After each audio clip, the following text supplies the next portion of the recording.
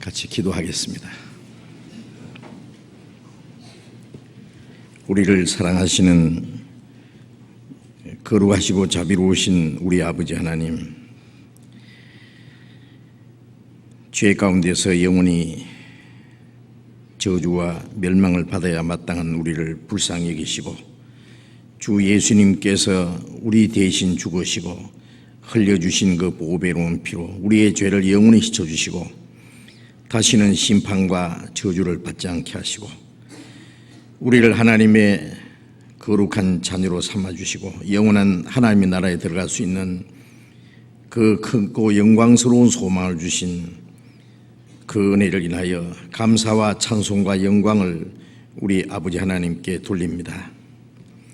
주님의 피로 함께 구속함을 받은 저희들, 이제 하나님이 허락하신 우리의 육체의 남은 때 주님 몸된 교회 안에서 주님의 다스리심과 보호하심과 인도하심 가운데 살게 함께 하시고 도와주시는 은혜 진심으로 감사합니다. 이 시간 주님의 피로 구속함을 받은 저희들 주님 앞에 함께 모여서 주님의 은혜와 영광을 찬송하며 주님의 말씀을 배우며 주님 몸된 교회 안에서 거룩한 교제를 갖게 해주신 주님 감사합니다.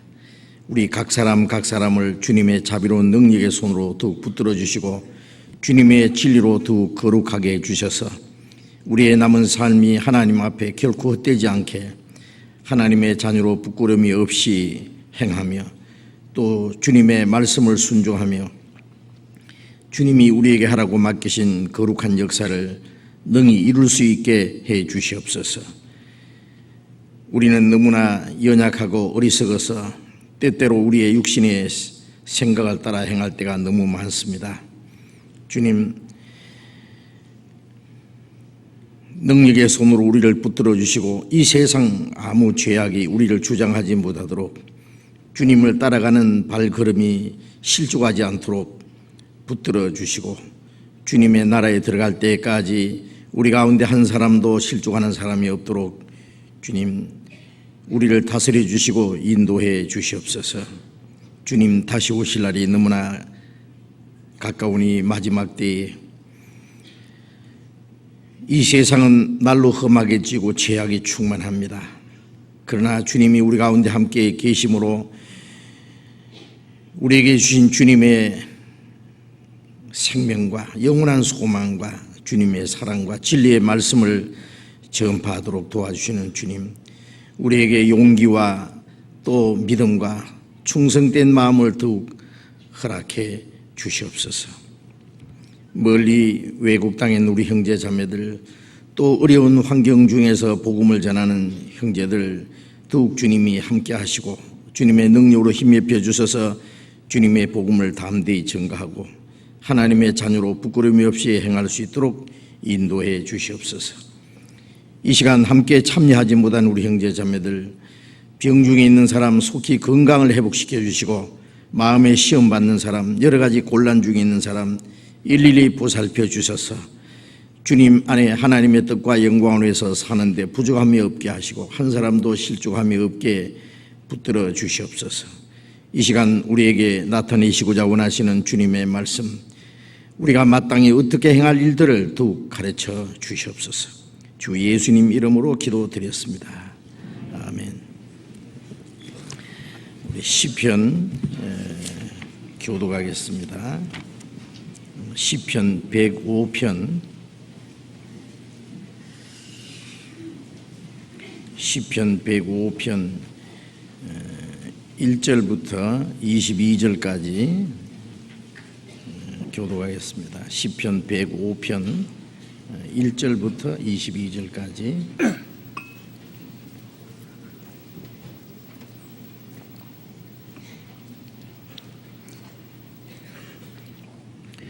여호와께 감사하며 그 이름을 불러 아뢰며 그 행사를 만민 중에 알게 할지어다. 그에게 노래하며 그를 찬양하며 그의 모든 기사를 말할지어다. 그 성호를 자랑하라. 무릇 여호와를 구하는 자는 마음이 즐거울지로다. 여호와와 그 능력을 구할지어다. 그 얼굴을 항상 구할지어다. 그 종 아브라함의 후손 곧 택하신 야곱의 자손 너희는 그의 행하신 기사와 그 이적과 그 입의 판단을 기억할지어다. 그는 여호와 우리 하나님이시라. 그의 판단이 온 땅에 있도다. 그는 그 언약 곧 천대에 명하신 말씀을 영원히 기억하셨으니 이것은 아브라함에게 하신 언약이며 이삭에게 하신 맹세며 야곱에게 세우신 율례 곧 이스라엘에게 하신 영영한 언약이라. 이르시기를 내가 가나안 땅을 내게 주어 너희 기업이 지경이 되게 하리라 하셨도다. 때에 저희 연수가 적어 매우 영성하며 그 땅에 객이 되어 이 족속에게서 저속에게로 이 나라에서 다른 민족에게로 유리하였도다. 사람이 그들을 해하기를 용납지 아니하시고 그들의 영고로 열왕을 꾸짖어 이르시기를 나의 기름 부은 자를 만지지 말며 나의 선지자를 상하지 말라 하셨도다. 그가 또 기근을 불러 그 땅에 임하게 하여 그 의뢰하는 양식을 다 끊으셨도다. 한 사람을 앞서 보내셨으며 요셉이 종으로 팔렸도다. 그 발이 착고에 상하며 그 몸이 쇠사슬에 매였으니 곧 여호와의 말씀이 응할 때까지라. 그 말씀이 저를 단련하였도다. 왕이 사람을 보내어 저를 방석하며 열왕의 통치자가 저로 자유케 하였도다. 저로 그 집의 주관자를 삼아 그 모든 소유를 관리케 하고. 같이 읽겠습니다. 임의로 백관을 제하며 지혜로 장로들을 교훈하게 하셨도다. 찬양대 찬송해 주시겠습니다.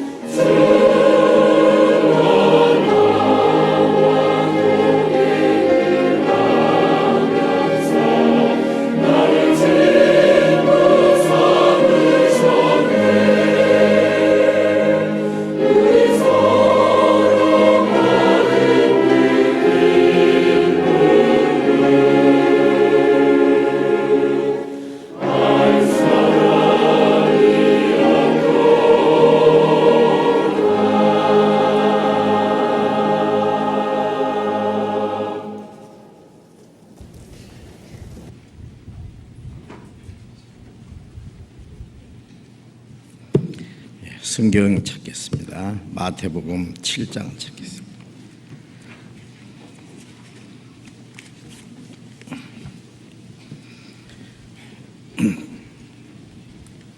마태복음 7장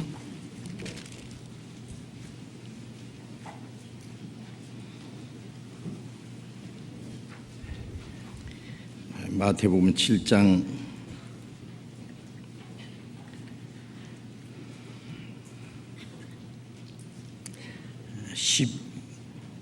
15절부터 21절까지 천천히 같이 읽겠습니다. 거짓 선지자들을 삼가라. 양의 옷을 입고 너희에게 나오나 속에는 노략질하는 이리라. 그의 열매로 그들을 알지니 가시나무에서 포도를 또는 은근귀에서 무화과를 따겠느냐.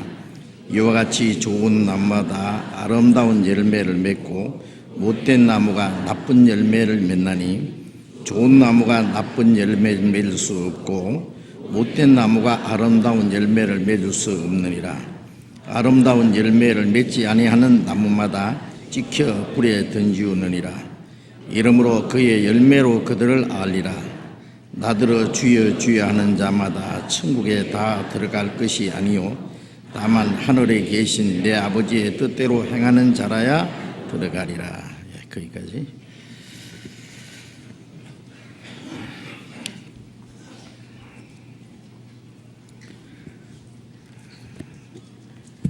온 세계가 떠들썩한 북경 올림픽 오늘로 끝나는 것 같습니다.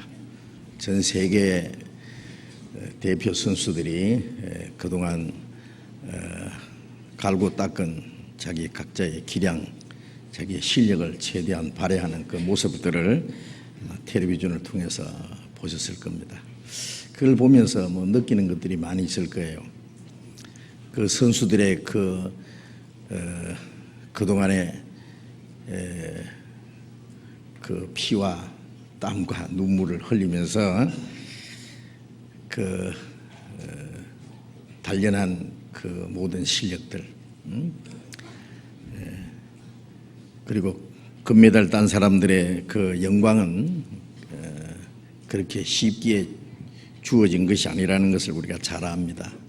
그 이면에는 얼마나 오랫동안 많은 그 훈련을 받고 고생을 하고 단련을 받고 준비를 했을 겁니다. 그리고 마지막 그 성자가 됐을 때 그 환희, 그 기쁨, 그 대단한 거죠. 그리고 금메달 따면은 글쎄 모르긴 몰라도 평생 자기 생활 보장은 된다든가요. 아마 괜찮은 것 같습니다. 금메달 리스트들 그 어떤 대우가요. 그러나 성경에 보면은 저희는 시들어질 면류관, 썩어질 면류관을 얻고자 하되 우리는 영원히 시들지 않는 그 영광의 면류관을 얻고자 한다. 그래서 우리도 상 얻도록 다름질하라, 그런 말씀이 있어요. 이 세상에 잠깐 있다가 없어지는 그 영광을 얻기 위해서도 그렇게 투쟁을 하고 그 피나는 노력을 하는데 우리 신앙생활도 하나의 경기장의 선수와 같은 겁니다. 그 경기에 나갈 선수가 자기 잠 자고 싶은 거 다 자고 먹고 싶은 거 다 먹고 놀고 싶은 거 다 놀고 하고 싶은 거 다 하고 언제 준비하겠어요? 이기기를 다투는 자마다 모든 것에 절제한다, 그런 말씀이 있는 것처럼 우리도 신앙생활에 이제 전쟁이고요. 마귀와의 싸움, 세상과의 싸움, 자기와의 싸움, 모든 거짓과의 싸움, 그 전쟁인데 그 전쟁은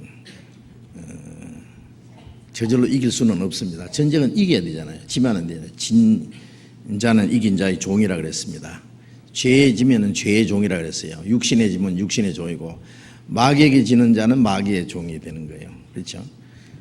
그래서 자, 우리는 지는 자가 아니고 이기는 자입니다. 아까 우리 그 성경 외울 때 그리스도 안에서 우리를 이기게 하시는 하나님께 감사한다. 뭐 그런 말씀도 있는데 항상 우리와 함께 있어서 우리를 이기게 하시는 하나님입니다. 요한복음 16장 33절에 보면은 너희가 세상에서는 환난을 당하나 담대하라. 내가 세상을 이겼노라. 세상을 이기신 주님이 우리와 함께 있어서 우리로 하여금 이기게 하십니다. 그리고 우리 앞에 있는 그 영광스러운 상급을 행해서 주님이 그 상급을 들고 앞에 계신다 그랬어요. 그래서 요한계시록 22장 12절에 보면은 내가 각 사람의 줄 상이 내게 있어 각 사람이 일한 대로 갚아주리라 그랬습니다. 이제 구원받은 사람은 자기 구원을 위해서 다름박질하는 것이 아니라 구원은 십자가에서 완성됐고 이제 구원받은 후에 주님 앞에 설 때 주님이 우리에게 주실 그 상급과 영광을 위해서 다름박질하는 거예요. 구원은 똑같이 받았어도 상급은 각각 다르거든요. 그 금메달, 은메달, 동메달 또 그것도 못 받은 사람 각각 그 상이 다릅니다. 영광이. 이제 그 국가 대표 선수들 이제 우리나라 대표들도 참 용감하게 잘한 것 같아요. 그죠? 그 금메달 딸 때마다 마지막 그 성자가 될 때마다 전 국민이 환호성을 지르고 기뻐하는 그 모습입니다. 그 이제 한국에 들어올 때 아마 대대적인 환영식을 해줄 겁니다. 그랬죠. 우리가 구원받고 주님 안에서 살아가는 그 모습들을 주님이 지켜보고 계세요. 그래서 히브리서 12장 1절에 보면은 구름같이 둘러싼 허다한 정인들이 있으니 무거운 죄와 얼매기 쉬운 죄를 벗어버리고 우리 앞에 당한 경주를 경주하며 믿음의 주여 또 온전케 하시는 예수를 바라보자. 뭐 그런 말씀이 있어요. 앞서간 성도들이 그 경기장에 둘러싼 허다한 그 구경꾼처럼 앞서간 성도들이 히브리서 11장에 보면은 믿음으로 말미암아 의롭다함 받은 그 아벨부터 시작해서 앞서간 성도들 있잖아요. 그들이 구름같이 둘러싸서 우리의 신앙의 다름박질을 지켜보고 있다 그랬어요. 주님도 지켜보시고 그리고 많은 앞서간 성도들이 우리의 신앙의 다름박질을 지켜본다 그랬습니다. 그게 사실이에요. 우리는 그들을 보지 못하지만 그들은 우리를 지켜보고 있습니다. 우리가 최선을 다해서 다름박질 하는지 다름박질 하다 주저앉아서 아주 잠을 자든지 낮잠을 자든지 딴전 피우든지 다 지켜보고 있고 우리 다름박질이 끝나는 날 이제 폐막식 하는 게 우리 신앙생활이 끝나는 날과 같습니다. 우리가 주님 앞에 설 때 우리의 영광이 각각 다르다는 걸 생각해야 됩니다. 그래서 구원받은 것만 생각하고 만족하게 살지 말고 우리 앞에는 아직 달려갈 코스가 남아 있다는 걸 생각하고 주님이 우리에게 주실 그 상급은 바로 영광입니다. 우리에게 주실 영광, 해의 영광이 다르고 달의 영광이 다르고 별과 별의 영광이 다르다. 그런 말씀 고린도전서 15장에 있는 영광은 다릅니다. 현재 우리가 잠시 받는 환난에 경한 것이 영원한 영광에 중한 것을 이루게 하미니 영광은 영원한 거예요. 영원한 거. 지금 우리가 주를 위해서 순종하고 주를 위해서 사는데 우리 수고하고 희생하고 고난받는 것은 잠깐이고 그로 말미암아 주시는 영광은 영원하다고 말씀했어요. 그래서 그 앞에 있는 영광을 위해서 우리도 달려가야 됩니다. 예수님도 그 고난을 받으시고 영광에 들어가셨어요. 앞에 있는 절구을 위하여 부끄러움을 개의치 하시더니 하나님 보좌 우편에 앉으셨느니라. 그 십자가의 고난을 참으셔서 그리고 하나님의 우편에는 영광입니다. 영광의 우편에 앉으셨습니다. 베드로도 평생 복음을 전하다가 십자가에 거꾸로 못 박혀 죽었다 그러잖아요. 바울 사도는 복음을 전하고 평생 얼마나 많은 고난하다가 목이 잘려 죽기까지 주님을 따라갔습니다. 스데반 집사는 복음을 전하다가 돌에 맞아 죽기까지 주님을 따라갔고 다 주님의 일꾼들 보면 죽기까지 주님을 따라갔습니다. 주님을 따르는 걸음은 비장한 거예요. 그렇죠? 비장. 구원받는 건 쉽죠. 아무 공로 없이 그저 받았으니까. 그러나 구원받은 후에 주님을 따라가는 것은 그렇게 쉽지가 않습니다. 그러나 그게 주님이 같이 계시는 길이고 영광의 길이기 때문에 우리는 그 길로 가야 됩니다. 이제 구원받은 새로이 구원받은 분들요, 우리 학예 수양회 때 많은 분들이 새로이 구원을 받으셨는데 그 구원 받으신 분들을 위해서 조금 우선 또 말씀을 드리고 우리 마태복음 공부를 계속하겠습니다. 우리 구원을 받았다는 사실을 한번 생각해 보세요. 저는 매일 그런 생각을 해요. 내가 구원을 받지 않았으면 어쩔 뻔했냐. 어제도 어떤 분하고 그런 대화하면서 그런 얘기했어요. 내가 구원을 받지 않았다고 내가 생각한다면 얼마나 끔찍하냐, 얼마나 비참하냐. 응? 구원받은 사람이 너무너무 적은데 들어가기를 구하여도 못하는 자가 많으리라. 우리 지난번에 마태복음 7장 13절 14절 좁은 문으로 들어가라. 그 생명으로 인도하는 문은 좁고 길이 협착하여 찾는 이가 적음이라. 아주 적다고 말씀했습니다. 적은 무리여 두려워 말라. 아버지께서 그 나를 너희에게 주시기를 기뻐하시니라. 천국에 들어가는 무리는 적다고 기록되어 있어요. 계속 적다고. 들어가기를 구하는 사람은 많은데 실제로 들어가는 사람은 적다. 그 적은 무리 가운데 내가 참여했다는 건 얼마나 엄청난 일입니까? 그렇죠? 우리가 받은 구원이 너무 크고 놀랍고 구원받지 않는 사람의 그 심판과 저주는 얼마나 무서운지 모릅니다. 그런데 이제 구원받은 후에 우리의 신앙생활은 어떻게 해야 되느냐? 그것도 아주 중요합니다. 시편 116편을 잠깐 펴봅시다. 시편 116편.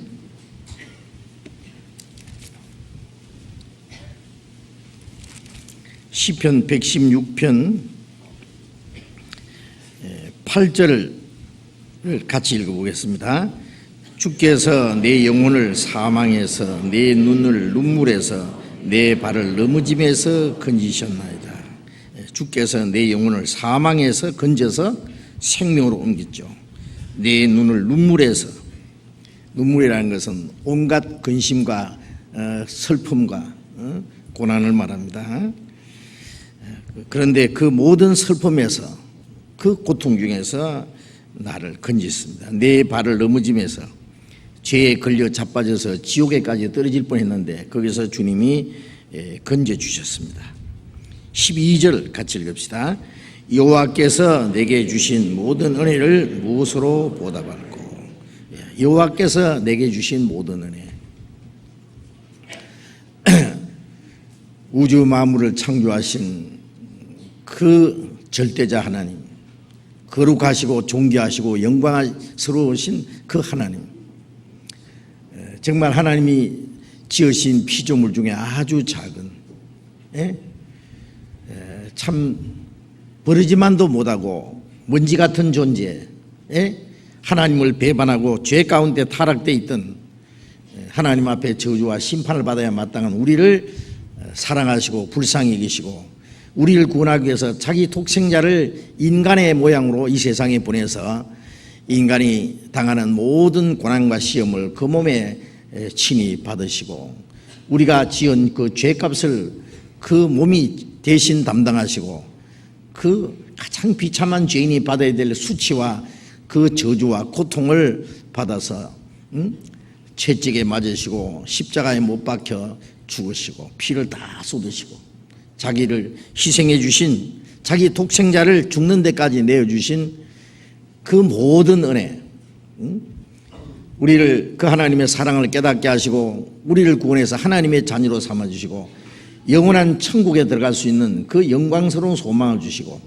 이 세상에 사는 동안에도 우리를 버려두지 아니하시고 항상 우리와 함께 계시고 우리를 지켜주시고 그 나라에 들어갈 때까지 우리를 인도하시는 그 모든 은혜입니다. 그 은혜가 얼마나 크고 많은지 몰라요. 그 모든 은혜를 무엇으로 보답할꼬. 엄청난 은혜, 우리가 받은 은혜가 얼마나 크고 놀라운지 우리가 다 몰라요. 그러나 한 가지 아는 것은 하나님이 나를 사랑하시고 구원해 주셨다는 사실, 영원한 지옥 멸망받을 운명에서 나를 건지셨고 나를 하나님의 자녀로 삼아주셨고 영원한 천국에 들어갈 수 있는 확실한 소망을 주신 그것은 너무나 확실합니다. 그 은혜를 우리는 잠시도 잊을 수가 없어요. 그렇죠? 잊지만 않는 것이 아니라 그 모든 은혜를 무수로 보답하고 사랑하여 주신 은혜 갚을 수는 없으나 약한 마음과 천한 몸이 주의 종이 되리라, 그런 찬송처럼 우리는 주님을 위해서 100분 죽어도 은혜를 갚을 수가 없어요. 그러나 100분은 못 죽어도 한 분은 주를 위해서 살아야지. 그 구원받은 후의 신앙생활은 그 하나님의 은혜를 보답하는 생활입니다. 보답. 우리가 구원받은 후에 주님을 위해서 무엇을 한들, 주님을 위해서 어떤 수고와 희생을 한들, 주님이 우리를 위해서 죽으시고 우리를 구원하신 그 은혜에 비하면 너무나 작은 겁니다. 우리가 어떠한 희생을 지불한다고 할지라도 그것이 결코 지나친 것이 될 수는 없어요. 우리를 구원하신 주님은 우리의 마음을 다해서, 뜻을 다해서, 목숨을 다해서 사랑하기에 합당하신 분입니다. 모든 것을 다해서 섬김 받으시기에 합당하신 분입니다. 그렇잖아요. 구원받은 이후에 우리의 삶은 그 주님의 은혜에 사로잡혀서 은혜를 보답하기 위해서 기쁨과 감사한 마음으로 사는 생활일 겁니다. 시편 18편을 잠깐 봅시다. 시편 18편.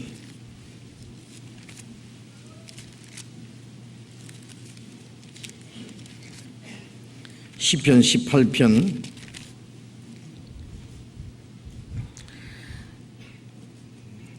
같이 읽겠습니다. 나의 힘이 되신 여호와여, 내가 주를 사랑하나이다. 나의 힘이 되신 여호와여, 내가 주를 사랑하나이다. 이사야 49장 5절에 보면은 나는 여호와 보시기에 존귀한 자라, 나의 하나님이 나의 힘이 되셨도다, 그런 말씀이 있어요. 우리가 구원받은 사람은 그 간증이 저절로 나옵니다.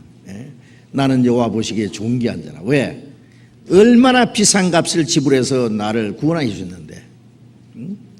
아마 어떤 사람이 자기 전 재산을 다, 그 많은 재산을 다 팔아서 무슨 물건을 하나 사가지고 기뻐한다면은요, 귀한 겁니다. 그죠? 하나님이 자기 독생자를 십자가에 못 박혀 죽기까지 희생하심으로 구원해 주셨습니다. 나는 여호와 보시기에 존귀한 자라. 얼마나 존귀한지 몰라요. 하나님 보실 때 이 우주 안에서 나보다 더 존귀한 자는 없을 거예요. 그렇죠? 있으면 얘기해 보세요. 여러분, 하나님 보시기에 천사는 존귀하지 않습니다. 그걸 아셔야 돼요. 천사는 부리는 영으로 만들어요. 천사는 하나님의 아들이 될 수가 없어요. 천사는 그리스도의 신부가 될 수 없어요. 천사는 죄 가운데 타락한 천사가 있잖아요. 그들 위해서는 독생자를 희생하지 않습니다. 천사를 위해서는 예수님이 죽지 않았습니다. 하나님이 창조하신 이 우주 만물 중에 우리 각자 구원받은 사람, 나보다 더 존귀한 게 있느냐고. 있으면 얘기해 보세요. 나는 여호와 보시기에 존귀한 자라. 나의 하나님이 나의 힘이 되셨도다. 그거 생각하면 힘나죠. 주님은 나의 소망이시오, 나의 생명이시오, 나의 기쁨이시오, 나의 모든 것입니다. 내가 주를 사랑하나이다. 구원받은 이후에는 그 엄청난 사랑을 받았기 때문에 주님을 사랑하는 생활이에요. 주를 위해서 사는 생활. 그런데 구원받은 사람도 그 은혜를 받은 사람도 은혜를 잊어버릴 수도 있어요. 잊어버릴 수 있잖아요. 그 자녀들이요, 부모님께 얼마나 큰 은혜를 입었어요. 육신적으로 이 세상에 하나님 은혜 말고는 부모의 은혜보다 더 큰 건 없을 거예요. 그죠? 그런데 낳아주고 길러주고 가르쳐주고 온갖 걸 다 주고 희생해서 잘 길러놓으면은 자식들이 부모를 불순종하고 거역하고 속상하게 하고 대적하고 자식이 부모를 때리고 죽이는 사람도 있어요. 그건 페루나라 그럽니다. 그렇죠? 그런데 하나님의 은혜를 입은 사람도 글쎄 하나님의 은혜를 입은 사람이 그렇게 될 수가 있을까요? 그렇게까지는 안 되더라도 하나님의 은혜를 잊어버리고 그 하나님의 은혜를 보답하지 않고 하나님을 거역하는 일을 할 수도 있어요. 역대하 32장을 잠깐 봅시다. 구약성경 역대하 32장 25절 그렇습니다. 구약성경 702페이지 역대하 32장 25절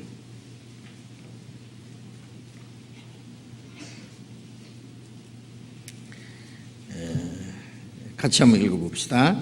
히스기야가 마음이 교만하여 그 받은 은혜를 보답지 아니하므로 진노가 저와 유다와 예루살렘에 임하게 되었더니 히스기야 왕, 유다 왕 히스기야 왕이 하나님께 많은 은혜를 입었는데 한때는 참 말씀을 순종하고 잘 했는데 히스기야가 마음이 교만해졌어요. 마음이 교만해져서 그 받은 은혜를 보답지 아니하므로 하나님의 진노가 저와 그 히스기야와 유다와 예루살렘에 임하게 되었더니 그 마음이 교만하면은 하나님의 은혜를 잊어버려요.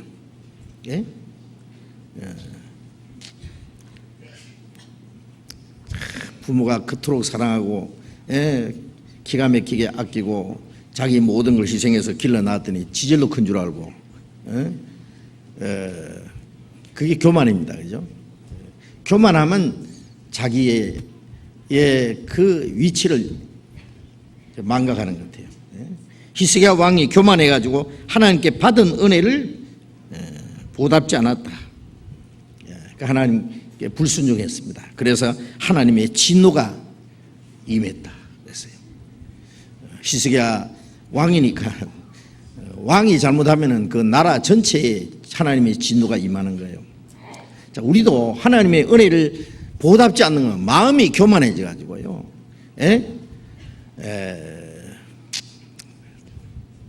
항상 순전하고 겸손한 마음으로 어린아이 같은 마음으로 주님 말씀을 순종하고 주님을 따라야 되는데 나중에 스스로 교만해져 가지고요.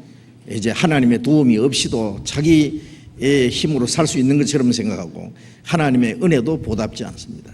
순종하는 마음도 없습니다. 그러면 이제 하나님의 진노가 임하는 거예요. 그게 징계가 임하는 겁니다. 그렇잖아요. 그래서 하나님의 은혜를 잊어버린다는 것이 아주 큰 죄입니다. 그러니까 육신적으로도 사람에게 주신 계명도 10계명 중에 6가지 있잖아요. 6제부터 10제까지 6가지 계명인데 그 중에 첫째 계명이 네 부모를 공경하라. 이건 약속이 있는 첫 계명이니 네가 땅에서 잘되고 장수하리라. 부모를 공경하면은 땅에 사는 동안에 잘되고 장수한다는 하나님의 약속이 축복이 약속되어 있는 계명입니다. 반대로 부모를 거역하면은 거기는 저주가 임하는 거예요. 그래서 아비를 욕되게 하고 어미를 저주하는 자의 눈은 까마귀 새끼가 빼먹어라. 무서운 말입니다. 자문해 보면은요. 그래서 6째 계명이 뭐요? 살인하지 마라. 5째 계명이 부모를 공경하라. 그러니까 부모에게 불효하는 죄가 살인죄보다 더 크다는 말씀입니다. 살인하지 마라. 그 다음에 간음, 그 다음에 도둑질, 그 다음에 거짓말, 탐내는 거. 이 죄의 순서입니다. 크고 작은. 제일 앞에가 부모를 공경하라. 왜? 부모님께 은혜를 받았기 때문에. 그러니까 그 하라는 것은 6가지 중에 한 가지밖에 없어요. 부모. 나머지는 하지 마라, 하지 마라. 왜 하라고? 은혜를 받았기 때문에 그 은혜를 보답해야 됩니다. 그래서 그 부모에게 은혜를 보답하기를 배우게 하라. 그런 말씀도 있어요. 자, 이제 우리는 하나님께 엄청난 은혜를 받았습니다. 그렇죠? 그런데 은혜를 잊어버리고 보답하지 않는다면 그게 죄가 안 되겠어요? 네? 하나님의 은혜를 보답하고 하나님 말씀에 순종하면 더 큰 은혜를 주시고 더 큰 축복을 주십니다.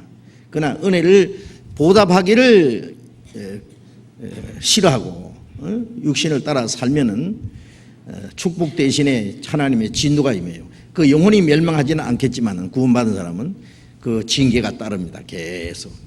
그러면 안 돼요. 자, 내가 주를 사랑하나이다. 사랑하나이다. 왜 우리가 주님을 사랑합니까? 이제 우리가 신앙생활하는 것은 주님을 사랑하기 때문에, 구원받은 것은 주님의 사랑을 받은 것이 구원이고, 구원받은 후에는 그 사랑을 가지고 주님을 사랑하는 거예요. 요한일서 4장을 잠깐 펴봅시다. 요한일서 4장. 요한일서 4장 10절.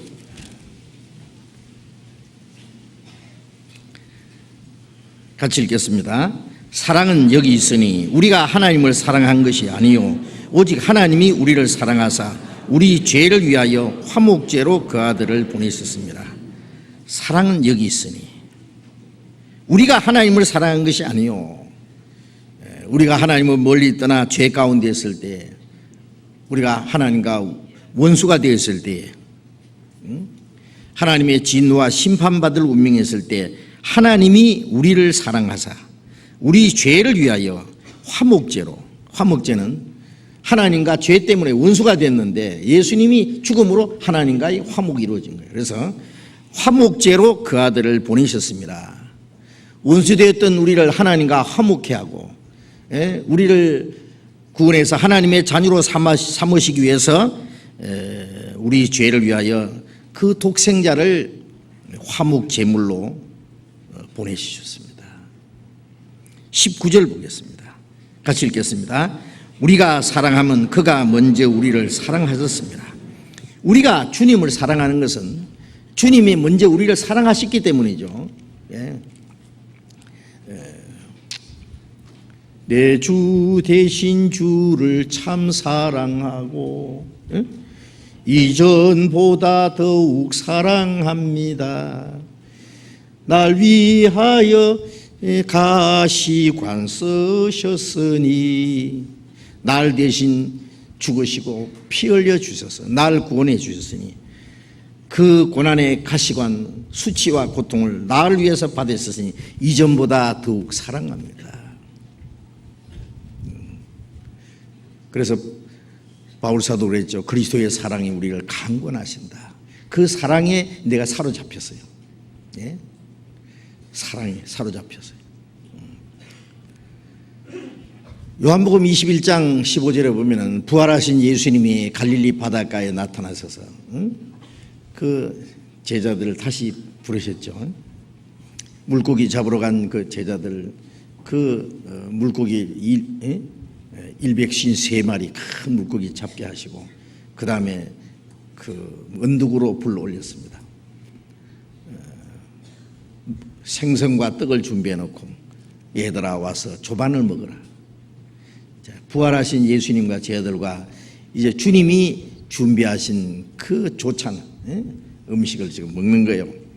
그 자리에서 음식을 다 먹은 후에 예수님이 베드로에게 물으셨습니다. 요한의 아들 시몬아, 이 사람들보다 날 더 사랑하느냐? 왜? 베드로는 그랬거든요. 다 주님을 버릴지라도 나는 주님을 버리지 않겠습니다. 죽는데도, 옥에 갇히는데도 어디든지 주님을 따라가겠습니다. 그 말을 한 이후에 몇 시간이 지나기도 전에 주님을 3번이나 부인했거든요. 제자들 중에 베드로 죄가 제일 큽니다. 죽어도 부인하지 않겠다고 그렇게 큰 소리 쳐놓고 예수님을 힐끗힐끗 쳐다봐가면서 당신 예수 제자 맞지? 그러니까 아니야, 나는 아니야. 맞다. 나 예수라는 사람 저주한다. 모른다니까. 예수님 바로 옆에서 그런 거예요.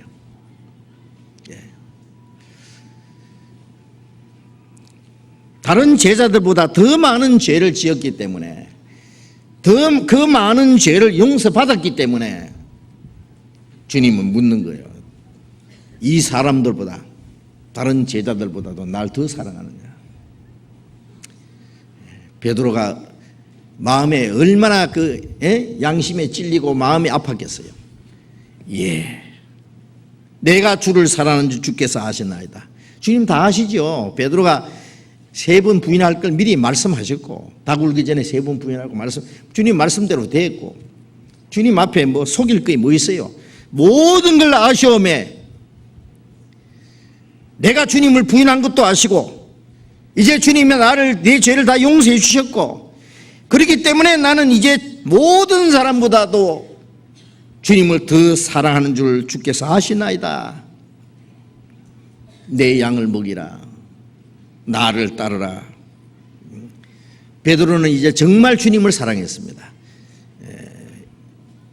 말로만 아니라 이제 주님의 사랑을 참으로 깨달았기 때문에, 주님의 사랑을 받은 사람이 아니면 주님을 사랑할 자격도 없고 주님을 따를 수도 없어요. 베드로는 평생 주님의 복음을 전하다가 그는 십자가에 못 박혀 죽기까지 했습니다. 그 전설에 의하면은 베드로를 잡아가지고요, 코바드세라는 영화에 보면 나오죠. 십자가 못 박아 죽이려니까 내 주님은 바로 못 박혔는데 나는 주님과 같이 대접받을 자격이 없으니까 거꾸로 못 박아달라고. 그는 정말 주님을 사랑했습니다. 주님이 우리에게도 물으십니다. 이 세상의 모든 것보다도 날 더 사랑하느냐고 물으실 거예요. 그 뭐라고 대답하실래요?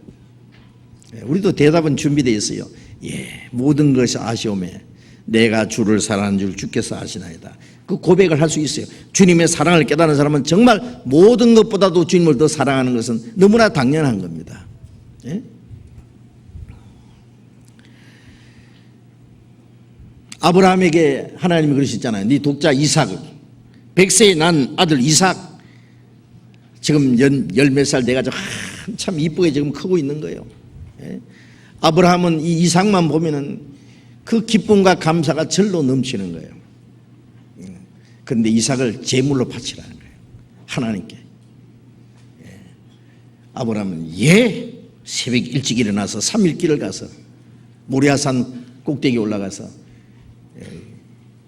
이삭을 꽁꽁 묶어놓고 칼로 잡으려고 그랬습니다. 하나님께 제물로 바치려고. 하나님이 아브라함아, 아브라함아, 2번이나 크게 불렀어요. 스탑! 1초만 늦었으면 됐다, 합격이다 그래요. 네 독자, 사랑하는 독자 이삭을 내게 바쳤은즉 네가 이제 나를 경외하는 줄, 사랑하는 줄 내가 알았다.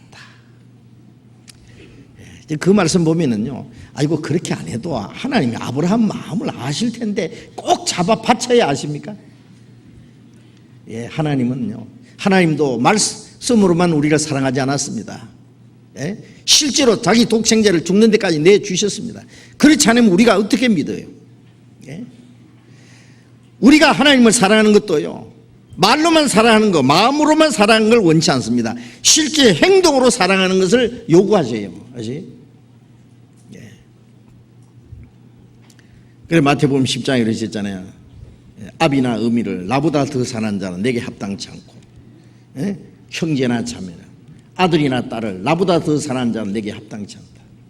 자기 십자가를 지고 나를 좇지 않는 자도 내게 합당치 않다.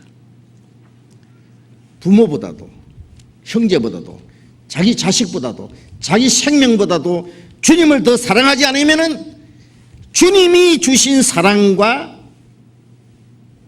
맞지 않다 그 말이에요.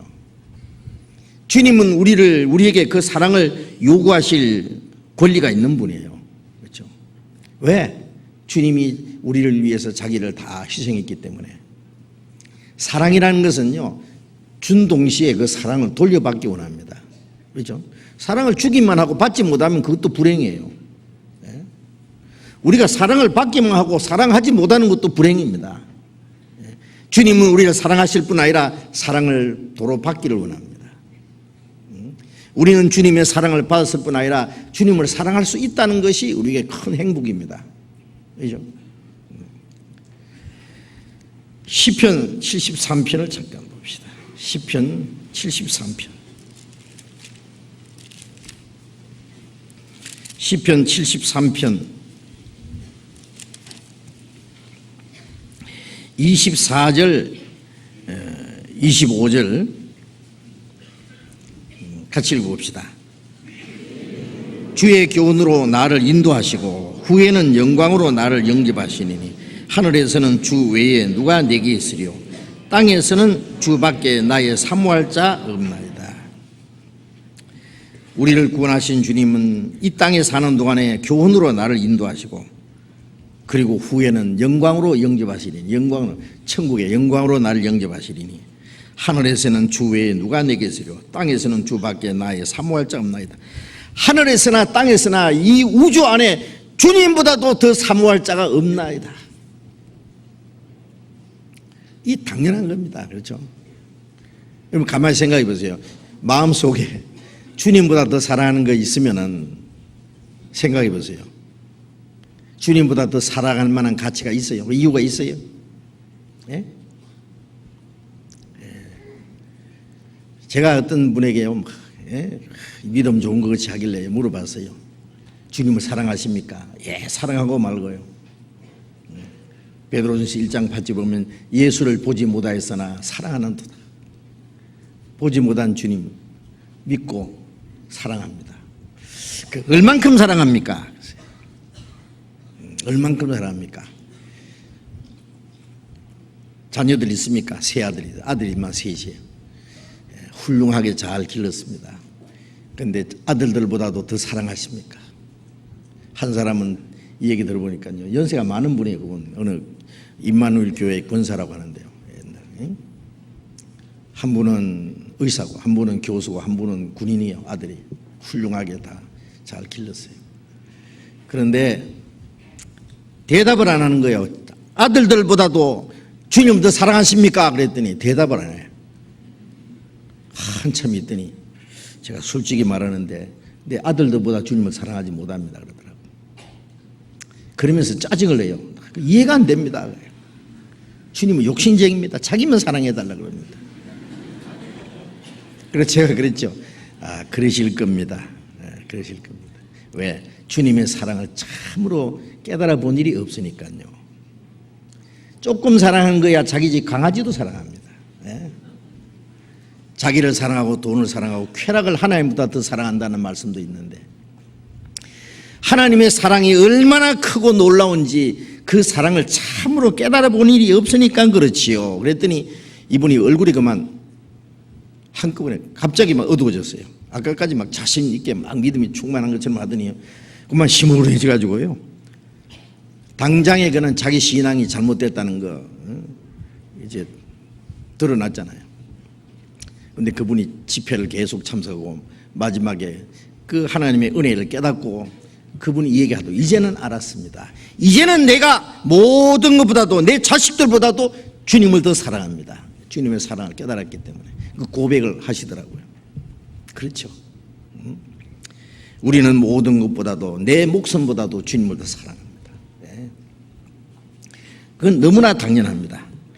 주님을 사랑하기 때문에 로마서 8장 25절에 보면은 누가 우리를 그리스도의 사랑해서 끊으리요?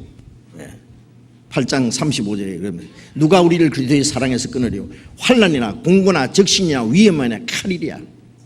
현재이나 장래이나 하늘에 있는 천사들도 우리 주 예수 그리스도 안에 있는 하나님의 사랑에서 끊을 수 없다.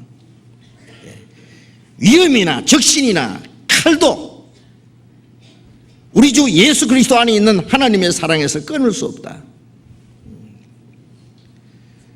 누가 우리를 그리스도의 사랑에서 끊을 수 있느냐? 이제 우리는 주님을 사랑하기 때문에 이제 주님의 말씀을 순종합니다. 요한복음 14장을 봅시다. 요한복음 14장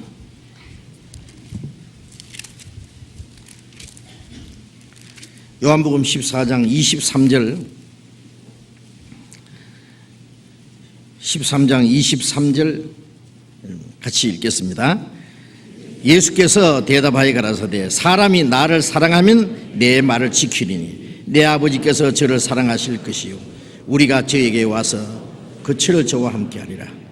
사람이 나를 사랑하면 내 말을 지키리니, 주님을 사랑하는 사람 누구예요? 주님의 사랑을 받은 사람, 그 은혜를 보답하기 위해서 사는 사람, 그들은 주님의 말씀을 지킵니다. 나를 사랑하는 자는 내 말을 지키리니 내 아버지께서 저를 사랑하실 것이요 우리가 저에게 와서 그처를 저와 함께하리라. 구원받은 후에 우리가 주님을 사랑함으로 주님의 말씀을 순종하면 하나님 아버지가 그 사람을 더 사랑하십니다. 자녀들 많이 있으면요, 그게 부모님께 더 순종하는 자식을 부모는 더 사랑하게 돼 있어요. 그렇잖아요. 더 귀하게 여깁니다. 말라기 3장에도 보면은요, 사람이 자기를 섬기는 아들을 귀히 여기는 같이 하나님이 자기를 섬기는 자를 더 귀히 여긴다. 글쎄요. 우리가 저에게 와서 저와 그처를 함께할 그런 사람들과 주님이 영원히 같이 살고 싶어 하시는 거예요. 여러분, 같이 살고 싶은 사람 있잖아요. 어떤 사람이요? 진심으로 서로 사랑하는 사람들끼리. 한 사람은 사랑하는데 한 사람은 그 사랑 진실하지 못하다면 그 사랑은 이루어지지 않아요. 그건 거짓이에요. 진정한 교제는 진실과 진실이 함께 연결될 때에 거짓 없이 사랑하는 사람들, 그 진실한 사랑이고 거기에는 행복이 있고 그런 사람들과 같이 영원히 같이 살고 싶어 하죠. 주님이 우리를 사랑하시고 우리를 구원하신 것은 우리가 주님을 사랑함으로 주님과 함께 영원히 살기를 원하십니다. 우리가 저에게 와서 그처를 저와 함께 하리라. 같이 산단 말이에요. 너희를 내게로 영접하여 나 있는 곳에 너희도 있게 하리라. 천국은 주님의 사랑을 입은 사람들, 주님을 사랑하는 사람들이 하나님과 함께 영원히 같이 사는 곳이 천국이에요. 우리가 구원받았다는 증거가 뭐예요? 하나님의 사랑을 받았다는 증거가 뭐예요? 주님을 사랑하는 겁니다. 주님의 사랑이 이 안에 있어요. 그 사랑이 생명이에요. 생명이 있는 곳에 사랑이 있고 사랑이 있는 곳에 생명이 있고 사랑이 없는 곳에는 죽음밖에 없습니다. 우리 안에 주님의 사랑이 있다는 것은 그 주님의 생명이 내 안에 있다는 증거예요. 그 주님을 사랑하기 때문에 주님을 따라가고 주님을 섬기고 주님을 위해서 살고 주님 말씀을 순종하고 주님을 사랑하기 때문에 주님에서 어떤 고난과 환난도 능히 이길 수 있어요. 주님을 위해서 살기도 하고 주를 위해서 죽기도 할 수 있어요. 고린도후서 5장을 봅시다. 고린도후서 5장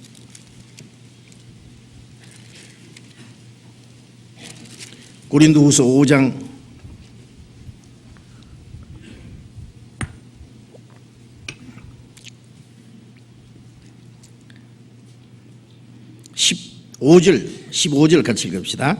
제가 모든 사람을 대신하여 죽으심은 산자들로 하여금 다시는 저희 자신을 위하여 살지 않고 오직 저희를 대신하여 죽었다가 사신 자를 위하여 살게 하려 함이에요. 제가 모든 사람을 대신하여 죽었은즉 산자들로 하여금, 산자 누구요? 주님이 우리 대신 죽음으로 그 하나님의 은혜를 깨닫고 구원받는 산자잖아요. 주님이 죽음으로 우리는 대신 살아났어요. 산자들로 하여금 다시는 저희 자신을 위해서 살지 않고 오직 저희를 대신하여 죽었다가 사신 자를 위하여 살게 하려 합니다. 나를 사랑하사 나를 위하여 자기 몸을 버리신 하나님의 아들을 믿는 믿음 안에서 주님을 위해서 사는 거예요. 저희를 대신하여 죽었다가 사신 자를 위하여 살게 합니다. 나를 대신하여 죽었다가 사신 나를 구원하신 주님을 위해서 사는 거예요. 다시는 자기를 위해서 살지 않습니다. 맞습니까? 시험 한번 쳐볼까요? OX로. 이 세상의 모든 것보다 주님을 더 사랑하십니까? 이거는 칸닝고는 못합니다. 자기 실력대로. 자기를 위해서 살지 않고 주님만 위해서 사십니까? 이제 시험 치면은 어떻게 만점 받을 수 있을까요?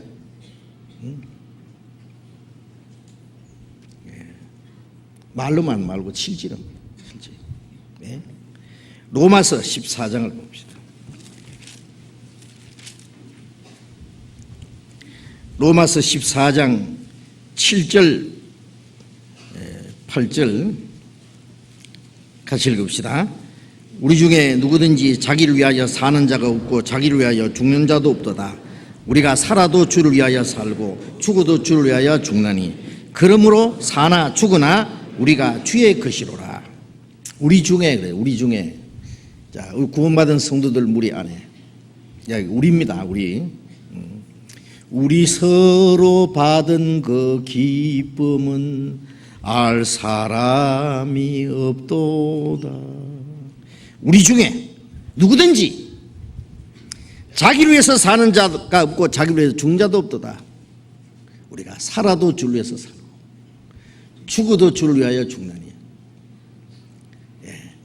주를 위해서 사는 사람이 주를 위해서 죽을 자격이 있어요.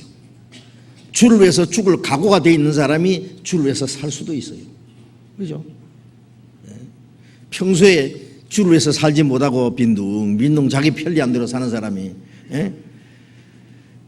야 빨갱이들이 와서 너 예수 믿을래 안 믿을래 그러면 나 그때 용감하게 믿는다 죽이라 하고 할 기다. 때가 되면은 내가 주를 위해서 죽을 각오도 돼 있다. 천만의 말씀. 주를 위해서 죽는 걸 아무나 허락하는지 아세요? 주를 위해서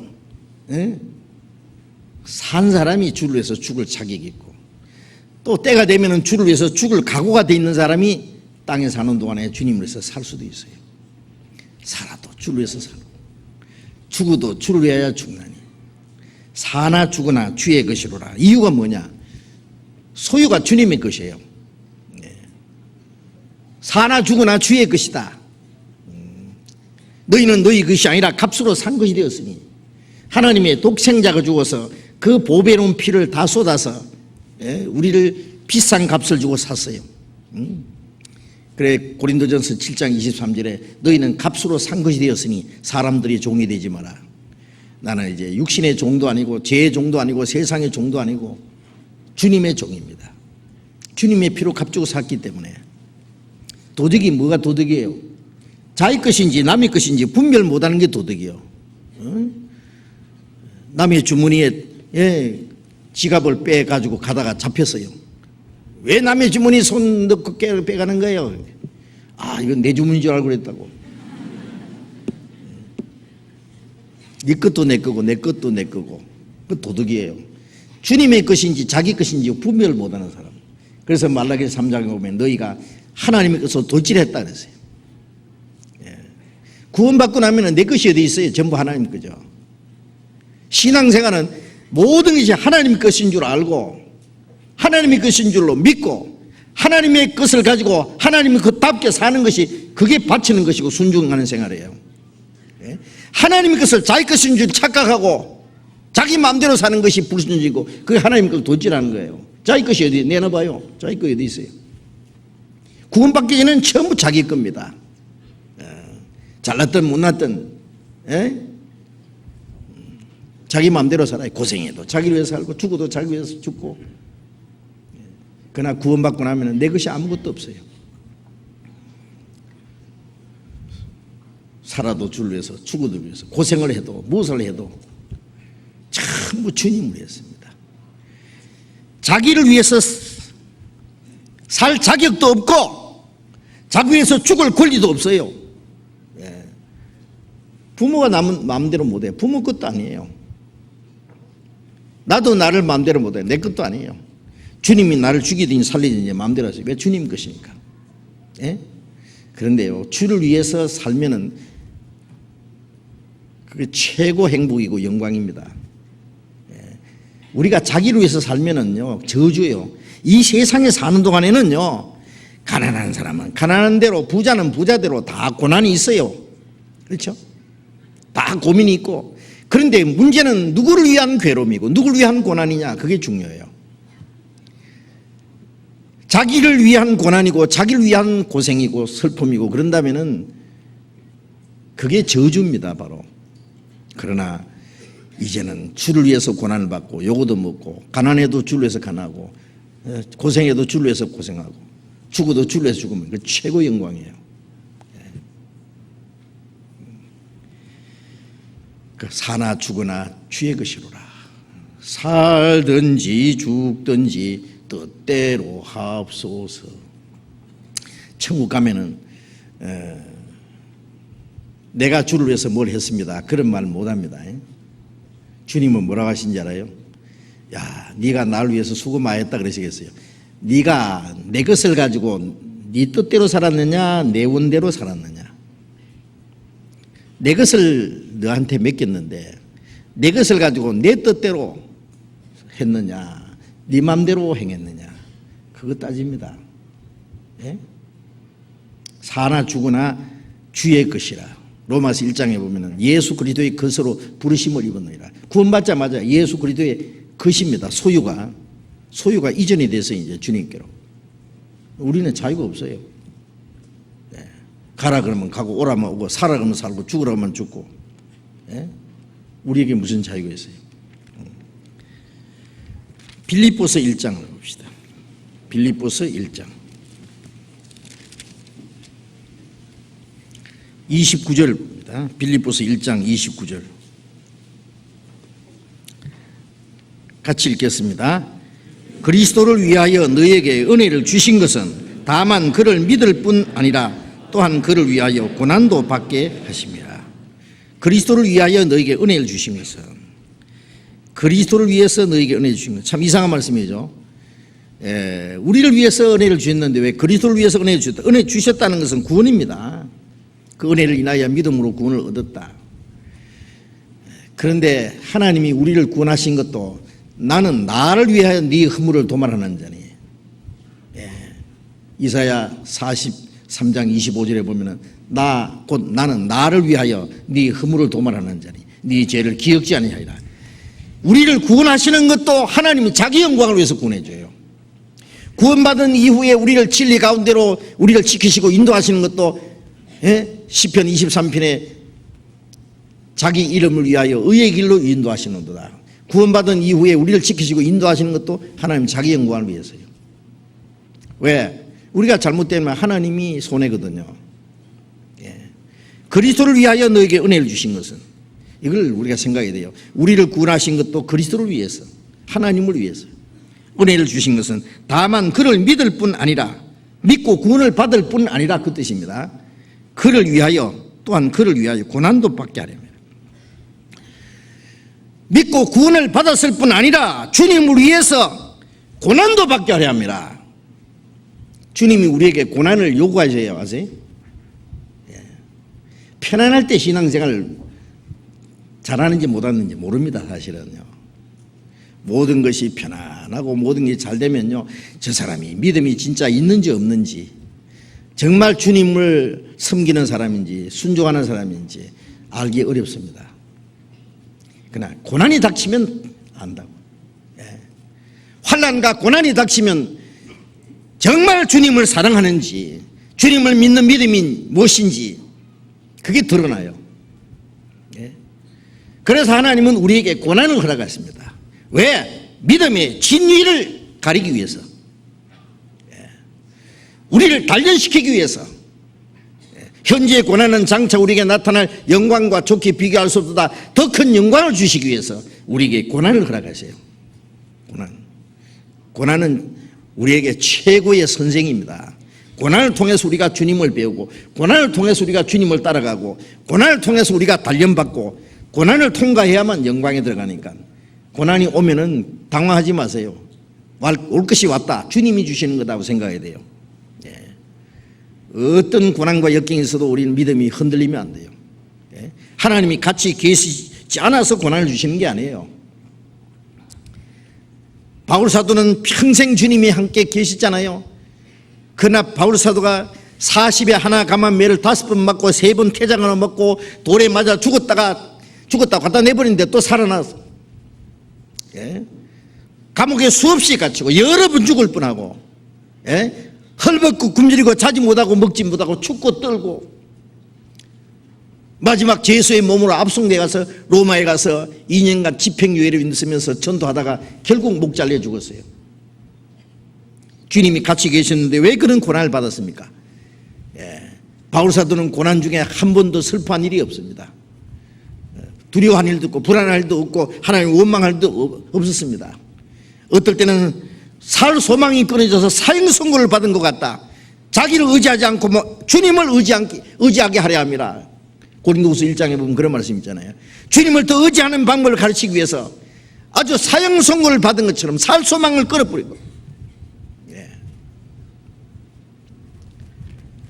그래서 바울사도는 내게 가난한 것과 환난과 핍박과 이 고난을 내가 감사한다. 내가 약할 때 더 강함이라. 주님이 같이 계시는 걸 느끼거든요. 전도하다가 붙잡혀 가서 매를 맞고 착고에 치여서 깊은 옥중에 갇혀 있으면 밤중에 주님이 나타나서 바울아 담대하라. 네가 죽지 아니하리라. 같이 계시면 매를 안 맞게 좀 해주시지. 시큰 매 맞고 온몸이 피투성이가 돼가지고 그 지가 울구리는 그 지하 감옥에서 쇠고랑이를 차고 있는데 주님이 턱 나타나서 바울아 내가 너와 함께 하리라. 이상하잖아요, 그죠? 주님이 거기 같이 계시는 거. 그러니까 그 감옥이 바로 천국입니다. 쇠고랑이가 벗어지고 하나님의 능력이 나타났잖아요. 근데 사람들은 편안하고 잘 되면 하나님이 같이 계시고 축복인 줄 알고 고난이 있으면 주님이 자기를 버리신 줄 알고요. 왜 버리십니까? 버리시기는. 우리가 주님을 버리면 버렸지 주님은 우리를 버리시지 않습니다. 그걸 아셔야 돼요.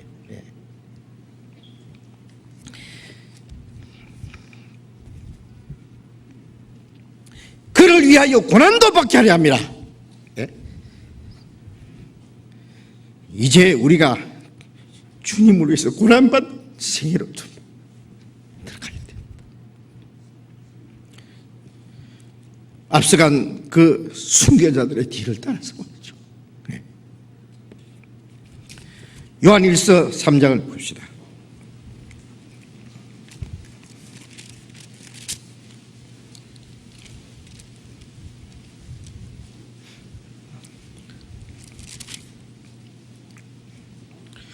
요한일서 3장 16절을 보겠습니다.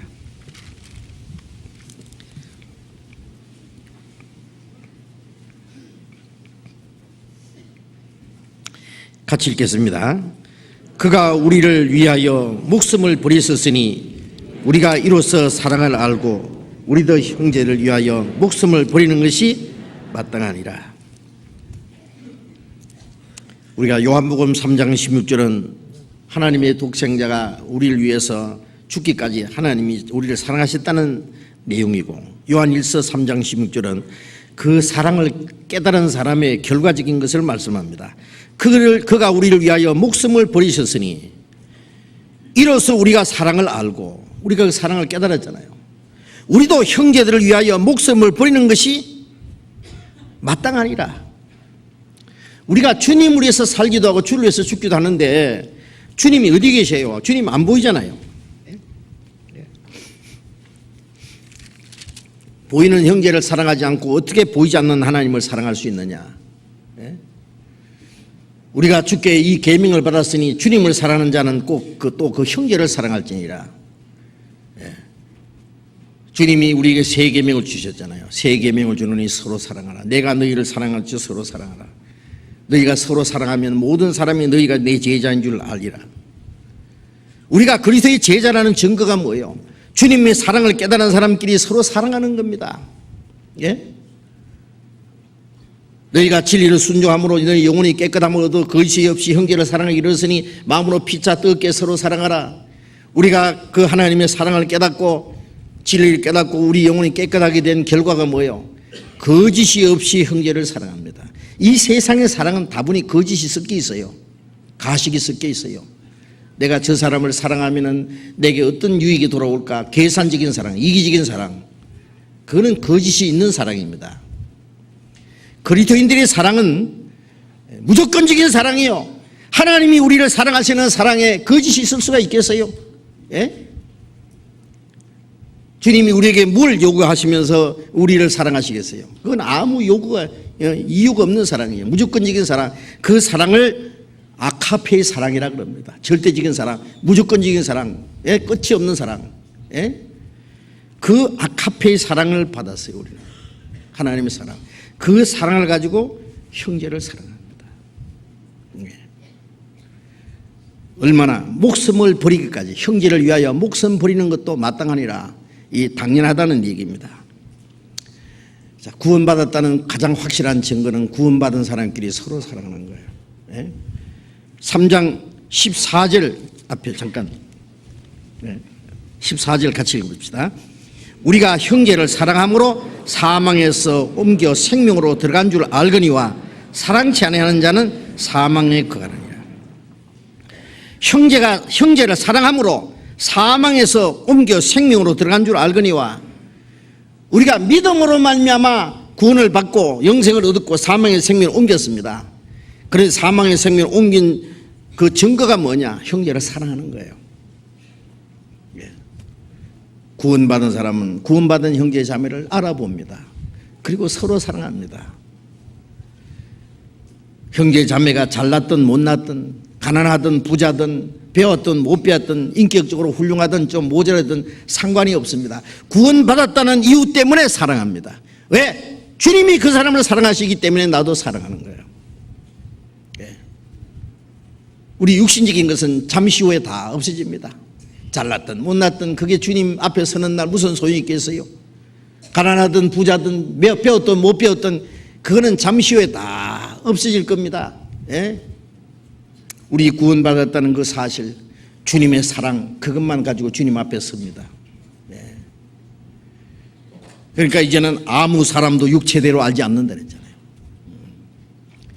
이제 우리 그리스도인들이 서로 교제하는 것은 육신적인 것, 눈에 보이는 것 때문에 교제하는 것이 아니에요. 보이지 않는, 함께 구원받았고 소망이 갖고 사는 목적이 갖고 갈 길이 같으니까, 천국 가서 영원히 같이 살 사람들이니까 땅에서 서로 사랑합니다. 주님이 우리를 사랑하신 것처럼 사랑하는 거예요. 그 사랑을, 주님께 받은 사랑을 어디다가 베풀어야 되겠어요? 형제 자매에게. 자기 가족을 사랑하는 것도 주님께 받은 사랑을 가지고, 아내를 사랑하는 것이나 남편을 사랑하는 것이나 자녀를 사랑하는 것이나 부모를 사랑하는 것도 전부 주님께 받은 사랑을 가지고 사랑해야 돼요. 우리 형제 자매를 사랑하는 것도, 물론 구원받지 못한 영혼들을 복음을 전하는 것도 우리가 주님께 받은 사랑을 가지고 베푸는 거예요. 아무 이유가 없어요. 그 사랑의 불길이 꺼지면 모든 것이 다 끝입니다. 그래서 우리는 주님을 사랑하기 때문에 주님 말씀을 순종하고, 주님을 사랑하기 때문에 주님을 위해서 살고, 주님을 사랑하기 때문에 형제 자매를 사랑하고, 주님을 사랑하기 때문에 주를 위해서 고난, 어떤 고난도 받을 수 있습니다. 이것이 구원받은 그리스도인들이 주님의 은혜를 보답하는 것이라는 것을 아시기 바랍니다. 우리가 주님의 은혜를 보답하기 위해는 우리에게 주어진 시간이 너무 짧다고 생각되죠. 주님의 은혜를 보답하기에는 우리는 너무 연약한 존재입니다. 그렇지 않습니까? 그러나 내 연약한 몸, 내 약한 마음과 천한 몸이 주의 종이 되리라. 이제는 주님 뜻대로 살고 주를 위해서 사는 그 은혜를 보답하는 것을 우리가 결코 잊어버려서는 안 됩니다. 잠깐 새로 구원받은 분들의 도움되는 말씀을 드렸고요. 이제 마태복음 7장에 조금만 더 공부하겠습니다.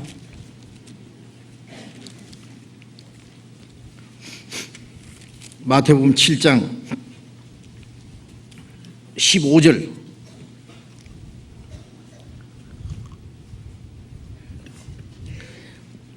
마태복음 7장 15절 다시 읽겠습니다. 거짓 선지자들을 삼가라. 양의 옷을 입고 너에게 나오나 속에는 노략질하는 일이라. 지난 주일에도 잠깐 이 말씀을 드렸는데, 거짓 선지자를 삼가라. 이게 이제 간단하게 이렇게 말씀되어 있지만은요, 아주 중요한 내용입니다. 사실은요. 하나님은 우리에게 사람에게 나타날 때 말씀으로 나타나죠. 그래서 요한복음 1장 1절에 보면 태초에 말씀이 계시니라 이 말씀이 곧 하나님이시니라 그랬어요. 하나님은 눈에 보이지 않습니다. 예? 하나님을 이렇게 느끼려고 그러면 안 돼요. 예? 먼저 하나님은 우리에게 말씀하시는 분이에요. 그런데 하나님 우리에게 어떻게 말씀하십니까? 선지자를 통해서 말씀하세요. 어떤 사람이 저 기도하다가 저 산에서 하나님의 음성을 들었다는데요. 그 대개 귀신 음성 들었습니다. 귀신 소리. 예. 하나님은 선지자를 통해서 말씀하십니다. 히브리서 1장 1절에 보면은 옛적에 선지자를 말미암아 여러 모양으로 우리 조상들에게 말씀하신 하나님이 이 모든 날 마지막에 아들로 우리에게 말씀하였으니 구약 시대에는 선지자를 통해서 이스라엘 백성들에게 말씀하셨고 마지막에 하나님이 자기 아들을 보내서 말씀하셨습니다. 그 하나님의 말씀을 받아서 전하는 사람들을 선지자라 그러는 거예요. 선지자. 그렇죠?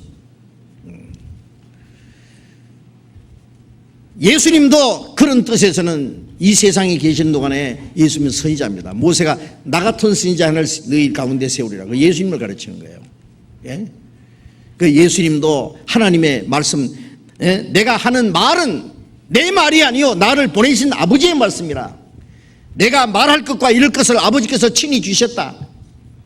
예수님은 자기 마음대로 말씀하시지 않나 그랬어요. 하나님이 주시는 말씀을 그대로 전한다고 했어요. 그런 의미에서 예수님도 선지자입니다. 십자가 죽으신 때부터 다시 오실 때까지 제상, 재림하신 그때부터 영원한 왕이십니다. 만왕의 왕이십니다. 그러니까 선지자고 제사장이고 왕이시죠. 예?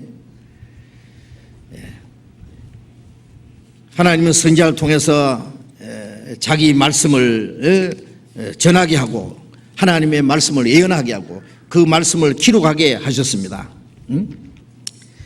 그런데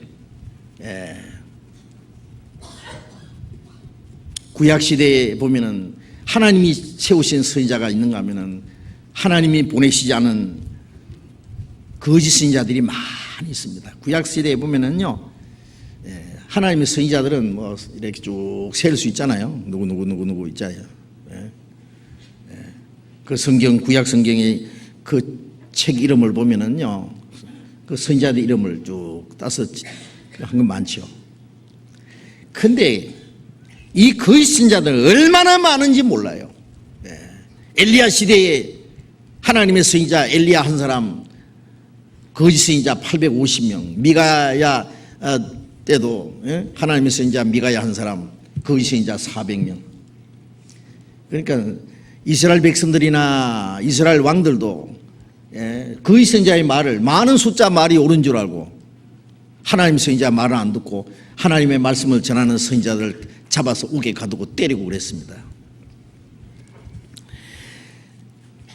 그런데 구약시대의 마지막 선지자가 말라기잖아요. 구약성경 마지막 성경이 말라기죠. 말라기는 예수님 오시기 약 400년 전 사람입니다.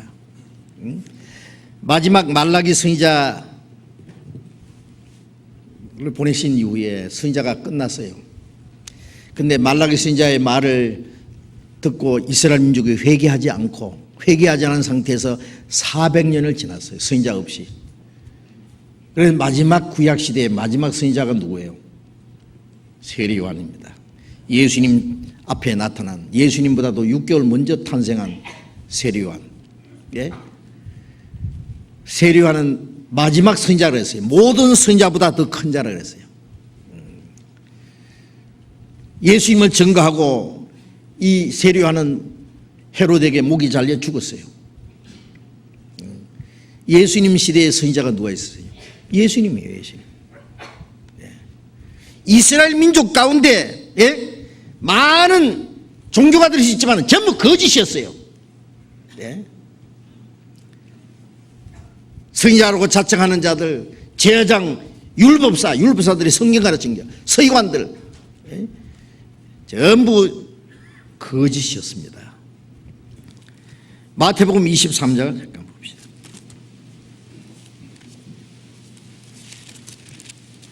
마태복음 23장 13절.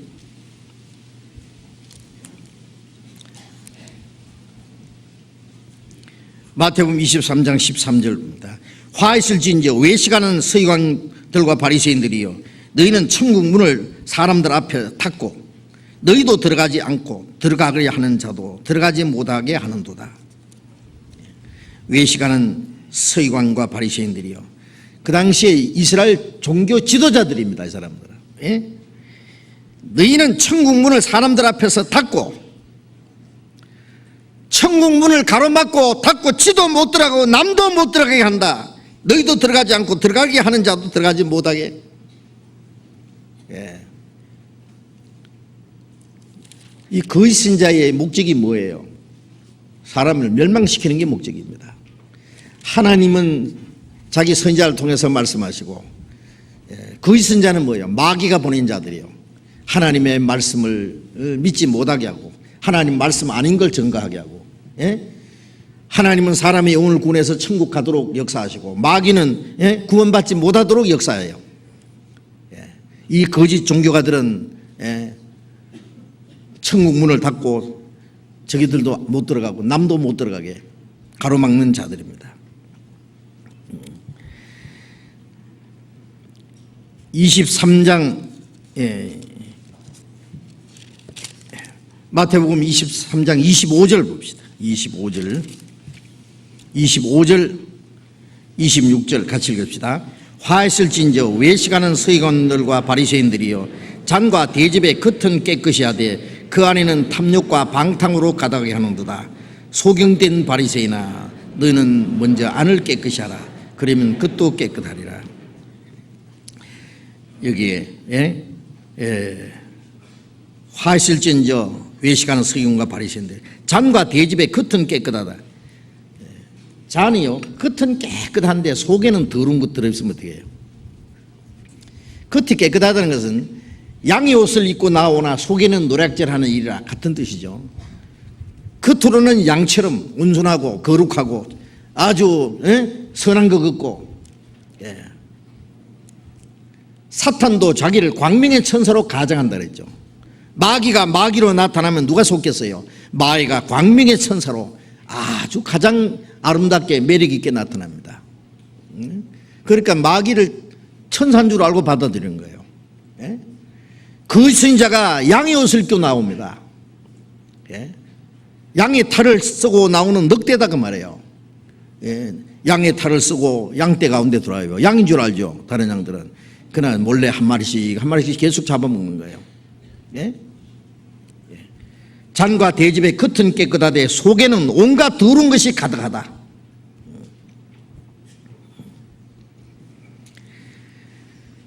탐욕과 방탕으로 가득하게 하는도다. 소경된 바리새인아 너희는 먼저 안을 깨끗이 하라. 그러면 그것도 안을 구원받아야 안이 깨끗해집니다. 이 영혼이 깨끗해져야 마음이 변하고 마음이 변해야 생활이 변하죠. 속에서부터 시작돼야 돼요. 그렇죠? 37절 봅니다. 화 있을진저 외식하는 서기관과 바리새인들이여 회칠한 무덤 같으니 겉으로는 사람 아름답게 보이나 그 안에는 죽은 사람의 뼈와 모든 더러운 것이 가득하도다. 이스라엘에 가면은요 회칠한 무덤이 많아요. 겉으로 하얗게 해를 칠하는데 속에는 썩은 송장, 그 죽은 사람의 뼈가 가득합니다. 겉으로는 아름답게 보이나 그 안에는 죽은 사람의 뼈와 모든 더러운 것이 가득하도다. 겉으로는 아주 아름답게 꾸밉니다. 교회당도 아주 거룩하게 웅장하게 예배의식 경건하게 엄숙하게 가운도 입고 거룩한 목소리, 그 다음에 아름다운 말, 정통적인 교리, 도덕적이고 철학적이고 문학적이고 아주 아름다운 말 총동원입니다. 그러나 그 안에는 사람의 뼈와 더러운 것이 가득한 것처럼 죽은 것입니다. 죽은 생명은 없습니다. 32절 같이 읽읍시다. 너희가 너희 조상의 양을 채우라. 뱀들아. 33절 뱀들아 독사의 새끼들아 너희가 어떻게 지혈의 판결을 피하며. 참 섬찟하죠. 이 뱀들아 독사의 새끼들아. 이거 보면 어떤 사람이 그래요. 예수님은 참 욕도 잘하신다고. 사람 보고 개새끼 그러면요 큰 욕이죠. 그럼 사람 보고 독사 새끼라 그러면 지독한 욕이에요. 근데요 이거 예수님이 욕하신 게 아니에요. 예? 지나가다가요 강아지가 막 발뒤꿈치 물라고 덤비면요 이 개새끼가 그러잖아요. 그거 욕 아니죠. 개새끼 보고 개새끼라는 게 뭐 욕이에요. 예수님이 말씀하시는 건 그들 속에 마귀가 역사하는 거예요. 이 뱀들아 독사 이 새끼들아. 예. 그래서 창세기 3장을 보면 뱀은 여자의 후손의 발꿈치를 상하게 한다 그랬죠. 여자의 후손은 뱀의 머리를 깨버린다 그랬죠. 예? 그 뱀의 후손이 누구요? 종교가들 속에 사탄이 역사했단 말이고, 예. 여자의 후손은 처녀의 몸에서 나신 예수님을 십자가에 못 박아 죽였다는 발꿈치로 문 거예요. 그러나 예수님이 십자가에서 뱀 머리를 깨버린 거예요. 그들 속에 마귀의 역사할 걸 말하는 거예요. 그래서 요한복음 8장 44절에 보면 너희 아비 마귀에게서 났다. 너희 아비의 욕심을 너희도 행하고자 하나니라. 저는 처음부터 살인한 자요. 그랬죠. 그러니까 그들 속에 마귀가 역사하고 있다고 말이에요. 그들이 하는 일이 마귀에게서 나온 거다. 그 뜻이에요. 그러니까 이들은 그 종교가들은요, 마귀가 세운 자들입니다. 그래서 예수님 시대에도 이런 거짓된 종교가들이 이스라엘을 완전히 주장하고 이스라엘 민족을 다 장악했어요. 그들이 그리스도를 배척했습니다. 이스라엘 백성들은 거의 종교가들을 따랐습니다. 같이 그리스도를 배척했습니다. 십자가 못 박아 죽이는데 동참했습니다. 그래서 이스라엘 민족이 그토록 저주를 받은 거예요. 네? 하나님이 보내신 자기 독생자의 그 말씀을 듣지도 않고 이적도 하고 말씀도 하셨지만은 그를 배척했습니다. 종교가들만 배척했습니까? 백성들도 같이 배척했습니다. 예수님을 십자가 못 박아 죽이는데 동참을 했습니다. 그 대가로 그들은 약 2000년간 전 세계에 들어서 그토록 비참하게 저주받은 거예요. 마태복음 9장 36절에 보면 예수님 그러셨죠. 무리를 보시고 마음에 민망히 계시니 이는 목자 없는 양과 같이 고생함이 유리함이라. 이스라엘의 많은 종교 지도자들, 제장들, 율법사들, 서기관들 있었지만은 그들은 목자가 아니었습니다. 사람의 영혼을 노략질하는 일이었어요. 충만했습니다. 그것이. 예수님 시대에 그랬고, 잘 보세요. 하나님의 선지자가 얼마나 있었는가. 사도 시대에 사도들이 하나님이 주님이 세우신 사도들, 그 다음에 바울 사도, 바나바, 그 다음에 디모데, 디도, 그저 많지 않습니다. 신약 시대에도 활약한 주님의 일꾼들 보면은. 근데 거짓 선지자들은 얼마나 많은지 몰라요. 초대교회들, 사도시대에 거짓 사도들이 아주 많았습니다. 고린도후서 11장 봅니다.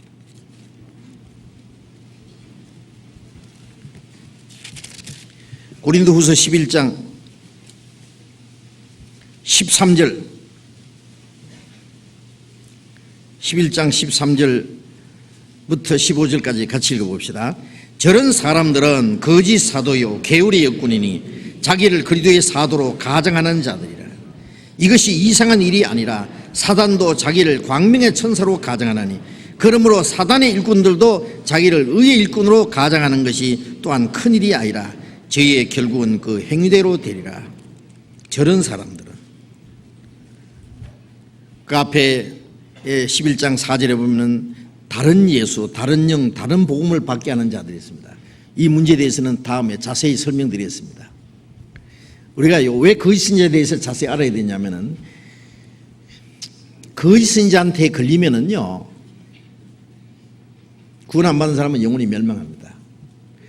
사기꾼에게 걸리면은요 자기 인생을 망치는 사람이 있잖아요.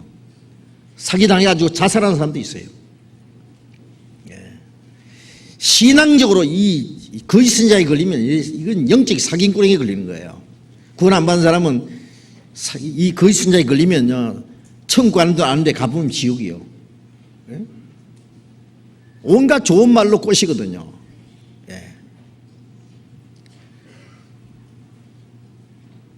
또 구원받은 사람도 이 말씀을 열심히 배우고 신앙생활 정상적으로 잘 못하면은요 거짓선자한테 걸릴 수 있습니다. 비슷해요. 아주 비슷해. 구원받은 것처럼 비슷한데요. 비슷한데 가장 중요한 거 하나 달라요. 그게 걸리면은요 신앙생활 완전히 망칩니다. 그거 아셔야 돼요. 그래서 우리가 신앙생활 올바로 하려면 거짓을 먼저 알아야 돼요. 그래 거짓선자를 삼가라고. 그래서 성경에 거짓선자에 대해서 얼마나 많은 말씀이 있는지 아세요? 그걸 모르면 속으면서도 속는 줄을 몰라요. 여기에 저런 사람들은 이 초대교회도 이 거짓선자에게 속은 자들이 있어요. 고린도 교인들 중에서도 이 거짓선자에게 거짓 사도들에게 속은 자들이 있어요. 그걸 얘기하는 거예요 지금. 저런 사람들은 거짓 사도요 괴울의 역군이, 괴울은 속이는 자들입니다. 괴울의 역군이니 자기를 그 뒤에 사도로 가장하는 자들이야. 가면을 쓰고 오는 거예요. 그리스도의 사도라고. 이것이 이상한 일이 아니라 사단도 자기를 광명의 천사로 가장하느니, 사탄이 원래요 세 천사 중에 가장 아름다운 천사, 가브리엘, 미카엘, 루시퍼 중에서 가장 아름다운 천사가 이 루시퍼입니다. 성경에 나와 있어요. 이사야 14장 12절에 보면은 너 아침의 아들 계명성이여 어찌 그리 하늘에 떨어졌으며 너 얼굴 엎은 자여 어찌 그리 땅에 떨어졌느냐. 에스겔에서도 나오고 쭉 나옵니다. 너 지음 받았을 때부터 아주 아름답더니 마침내 네 불의가 드러났다. 루시퍼라는 건 아름다운 광명의 천사입니다. 아침의 아들 계명성이요. 이가 바로 타락해가지고 하나님을 대적하는 자가 됐잖아요. 사탄이라는 것은 대적자라는 뜻입니다. 그런데 광명의 천사로 가장한다. 거짓 사도는 그리스도의 사도로 가장하고, 그러므로 사탄의 일꾼들도 자기를 의의 일꾼으로 가장하는 것이 또한 큰일이 아니라, 사탄의 일꾼들, 하나님의 일꾼이 있잖아요. 사탄도 일꾼이 있어요. 사탄의 일꾼들이 도박장 속에 역사하고, 그 술집 속에 술 개망나이들 속에 역사하고 깡패들 속에만 역사한지 아세요? 그거는 저질 마귀고요. 고등 마귀는요 거룩한 종교가들 속에 들어앉았어요.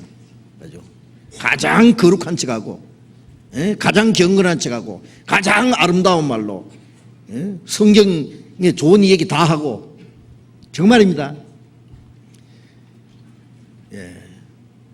그렇기 때문에 속는 거예요. 사탄의 일꾼들로 의의 일꾼으로 가정하는 것이 또한 큰일이 아니라, 착한 일 하라 그러고 사랑하라 그러고 열심히 봉사하라 그러고 순종하라고 다 가르칩니다. 그래 아무리 가르쳐도 구원받지 못하게. 구원은 뭐 자기들이 구원 못 받는데 어떻게 다른 남을 구원하겠어요? 구원만 빼놓고 다 가르친다니까. 그 다음에 또 하나가 뭐예요? 가르치기만 하지 순종이 없어요. 실제는 없습니다. 그게 거짓입니다. 저희의 결국은 그 행위대로 되라는 것은 행위는 없어요. 광명의 천사로 가장하는 것이죠. 의의 일꾼으로 가장하는 것이지 실제 의를 행하는 것은 없어요. 자, 어쨌든 이 사도 시대에도 이런 거짓 사도들, 거짓 선지자들이 많이 있었다는 건 사실이에요. 사도행전 20장을 또 봅시다. 사도행전 20장, 사도행전 20장 29절 29절 30절 같이 읽겠습니다. 내가 떠난 후에 흉악한 이리가 너희에게 들어와서 그 양떼를 아끼지 아니하며 또한 너희 중에서도 자기들을 끌어 제자들을 끌어 자기를 쫓게 하려고 어그러진 말을 하는 사람들이 일어날 줄 아노니. 여기요. 바울 사도가 이제 에베소 교회를 떠나면서 에베소의 이 장로들, 지도자들 모아놓고 마지막 부탁하는 내용입니다. 내가 떠난 이후에 흉악한 이리가 들어와서. 고양이가 없으면은 쥐들이 막 와서 쿵쾅쿵쾅 하고 막 운동하지요. 사도들이 딱 버티고 있으면요 이리가 못 들어옵니다. 그러나 사도가 떠난 이후에 흉악한 이리가 들어온다 그랬어요. 내가 떠난 이후에 흉악한 이리가 너에게 들어와서 그 양떼를 아끼잖아요. 양떼가 뭐예요? 사람의 영혼을 노략질합니다. 구원받은 성도들로 막 짓밟습니다. 이상한 교리를 가르쳐요. 거짓된 것을 가르쳐요. 신비주의를 가르쳐요. 또한 너희 중에서도 제자들을 끌어 자기를 쫓게 하려고, 아마 바울 사도가 무슨 낌새를 차렸던 것 같아요. 너희 중에도 12제자 중에 가룟 유다가 있었듯이 7 집사를 세워놨더니 니골라가 나타났잖아요. 여기 장로들을 세워놨더니 그 장로들 속에 자기를 쫓게 하려는 거짓 선생이 나타날 거다 그 말이에요. 너희 중에도 자기를 쫓게 하려고 어리진 말을 하는 사람이 일어날 줄 내가 안다 그랬어요. 누군지 그 속에 숨어 있었어요. 그러므로 너희가 31절 보면 그러므로 너희가 일깨워 내가 3년이나 밤낮 쉬지 않고 눈물로 각 사람을 훈계하던 것을 기억하라. 지금 내가 너희를 주와 및 은혜의 말씀께 부탁하노니 그 말씀이 너희를 능히 든든히 세우사 거룩히 하심을 입은 모든 자 가운데 기업이 있게 하시리라. 바울이 떠나면서 3년 동안 내가 너희에게 가르친 것, 밤낮 쉬지 않고 눈물로 각 사람을 훈계한 것을 기억하라. 바울 사도는 공중에서나 개인적으로 유익한 말씀을 계속 가르쳤어요. 필요한 말씀을 다 가르쳤어요. 그걸 잊어버리지 마라 그러세요. 말씀에 틀린 것이 바로 거짓인데요. 말씀을 잊어버리면 어떻게 해요? 거짓에게 속아요. 어떤 사람은 실컷 배우고 나중에 이단적인 교리에 어떤 엉뚱한 데 푹 빠지는 거 보면요, 참 도무지 이해가 안 돼. 그동안 배운 거 어디다 다 까먹었어요. 내가 너희를 주와 및 은혜의 말씀께 부탁하는 주님과 말씀께 부탁한다. 그 말씀이 너희를 능히 든든히 세울 거다. 우리를 그 거짓에 속지 않도록 세워주는 게 뭐예요? 말씀이 세웁니다. 말씀이. 우리가 그러니까 말씀 배운 바 말씀을 잊어버리지 말아야 됩니다. 그러니까 계속 또 배운 거 또 얘기하고 계속 아주 우리 뇌에 우리의 마음에 그냥 팍 박히도록 말씀을 듣고 잊어버리면 소용이 없어요. 거짓을 가르치면 그것도 솔깃된 거예요. 또 뭐 이상한 뭐 능력 받았다 그러면 그것도 그런가 싶고, 뭐 어떤 게 특별한 거 깨달았다 싶으면 뭐 무슨 계시를 받았다 그러면 그것도 그런가 싶고, 말씀에 굳게 서지 못하면은요 어느 귀신한테 물려갈지 모릅니다. 밖에서도 들어오고 어떨 때는 안에서도 발생하고, 그 말씀이 너희를 능히 든든히 세우사 흔들리지 않게 세운단 말이죠. 거룩히 하심을 입은 모든 자 가운데 구원받은 거룩한 무리들 가운데 기업을 잇게 하시리라. 하나님의 기업을 잇도록 이 땅에 우리가 신앙생활을 교회 안에서 올바로 지켜야만 하나님의 기업을 얻는데 함께 당당하게 참여하게 될 겁니다. 바울 사도는 에베소 교회에다가 미리 경고를 했는데 경고한 대로 거짓 사도가 나타났어요. 에베소 교회에. 그런데 바울의 말씀을 들은 사람들이 거짓된 걸 당장 잡아냈죠. 요한계시록 2장 봅시다. 요한계시록 2장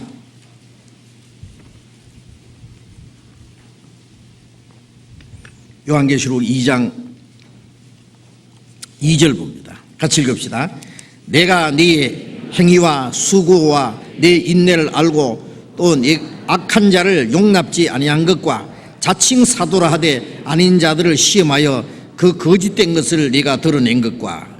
자, 에베소 교회에게 보낸 겁니다. 에베소 교회 1절에 보면 에베소 교회 사자에게 자칭 사도라 하되, 자기가 서로 사도라고 그런 거예요. 자칭 사도라 하되 아닌 자들을 시험하여 그 거짓된 걸 네가 드러냈다. 에베소 교회는 거짓된 사도가 나타났는데 거짓된 걸 드러냈습니다. 말씀에 딱 서 있으면요 거짓이 발을 못 붙입니다. 당장 드러나죠. 그 거짓이. 우리 교회 안에요 뭐 엉뚱한 거 가르치는 사람 가르치면요 당장 드러납니다. 그거 못 숨깁니다. 벌써 성경을 뭐 몇 년씩 쭉 배우는데 그거 뭐 분별 못해요? 그거 분별 못하면 죽어요. 자칭 사도를 하지 않은 자들이 거짓된 걸 드러냈다. 자, 성경 한 두 구절만 더 읽겠습니다. 베드로 후서 2장을 봅시다. 그 앞에 베드로 후서 있습니다. 2장 1절입니다. 1절. 그러나 민간에 또한 거짓 선지자들이 일어났었나니 이와 같이 너희 중에도 거짓 선생들이 있으리라. 저희는 멸망케 할 이단을 가만히 끌어들여 자기들을 사신 주를 부인하고 임박한 멸망을 스스로 취하는 자들이라. 여기 민간에 또한 거짓 선지자들이 일어났다. 거짓 선지자들이 많이 일어났어요. 너희 중에도 거짓 선생들이 있으리라. 자, 밖에서도 거짓 선지자가 있고 너희 중에서도 거짓 선생들이 있으리라. 저희는 멸망케 할 이단을 가만히 끌어들여요. 가만히 끌어들이는 게요, 아주 몰래 가만히 들어와요. 가만히 끌어들여. 멸망케 할 이단적인 교리 가만히 끌어들여서 자기들이 사신 주를 부인한다는 말은, 주님은 십자가에 죽어서 피를 흘려서 자신을 값주고 사주셨잖아요. 그 주님을 사신 주를 부인한다는 걸 십자가의 그 은혜를 부인합니다. 이 이단의 제일 중요한 것이 예수님의 피로 말미암아만 구원받는 이 사실을 부인하든지 아니면 그걸 거짓된 것으로 바꾸든지, 예수님의 피에다가 또 다른 걸 보태든지 변질시키든지, 제일 중요한 것이 예수님의 피로서 우리를 구속해 주고 값주고 샀다는 사실이에요. 그런데 그걸 부인하는 거예요.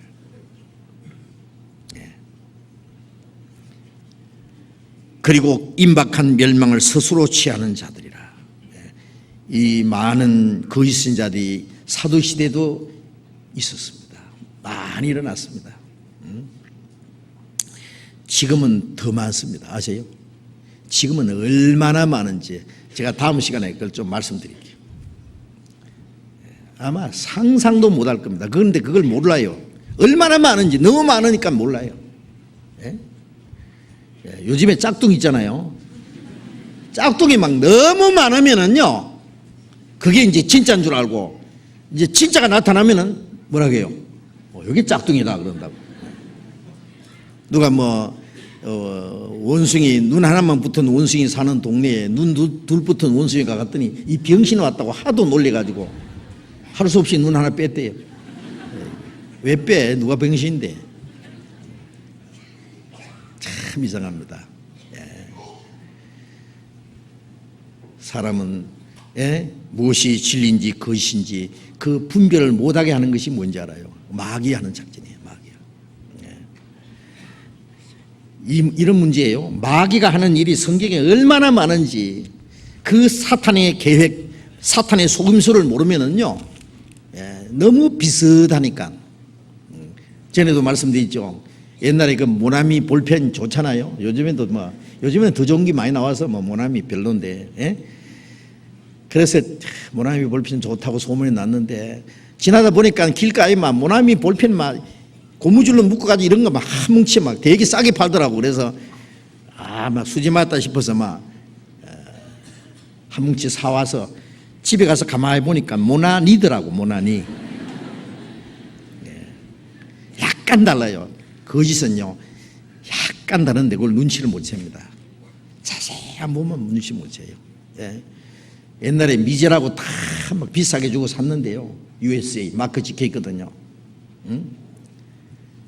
근데 자세히 보면은요, US, 진짜 USA는요, U.S.A. 점이 짝짝짝 3개 찍혀 있잖아요. 그런데 USA만 있고 점이 없는 거, 그건 가짜입니다. 그 재판해가지고 일본이 이기죠. 그 가짜를 일본에서 만들었거든요. 미국이, 야, 너희들 왜 상품 그 메이커 도용했냐? 그러니까 언제 도용했냐?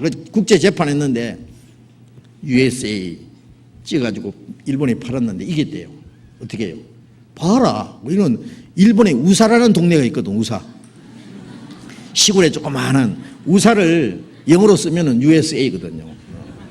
거기다 사무실 하나 채놓고 USA라고 찍어가지고 파는 거예요. 계획적으로 판 거죠. 그런데 그 점이 없는데 어떡할 거예요?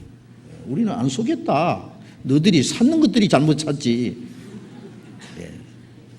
여러분 비슷하니까 속습니다. 아시겠어요? 예. 자, 그래서 이제 속지 않아야만 올바로 신앙생활 할 수 있다는 것도 생각해야 됩니다. 같이 기도합시다. 자비로우신 우리 아버지 하나님, 하나님이 작정하신 마지막 시대에 이 세상 많은 사람 가운데 우리를 불러서 거룩하게 구별해 주시고 주님 몸된 교회 안에서 주님의 진리 가운데로 행하며 주님의 다스리심과 인도하심 안에서 살 수 있도록 도와주신 것 감사합니다.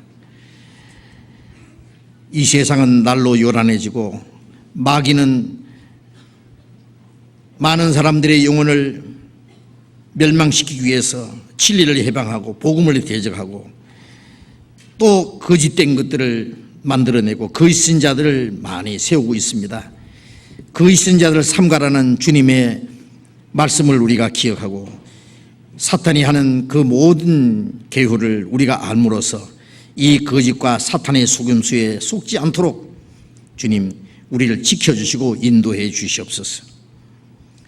주님 앞에 서는 그날까지 우리의 나머지 생에 진리 가운데 행하며 주님의 몸된 교회 안에서 주님의 보호하심과 다스림 속에서만 살 수 있도록 우리 모두를 다스려 주시고 지켜주시고 인도해 주시옵소서.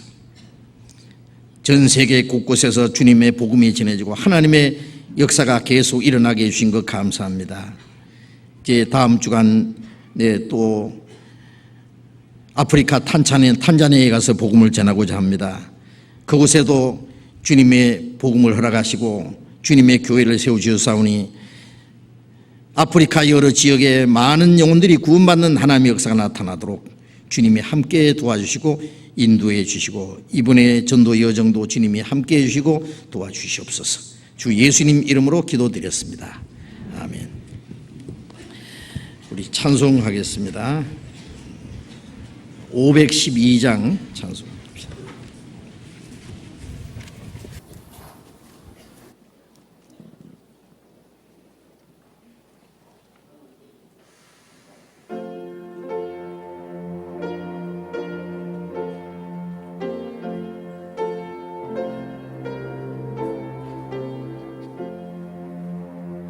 내 주 대신 주를 참사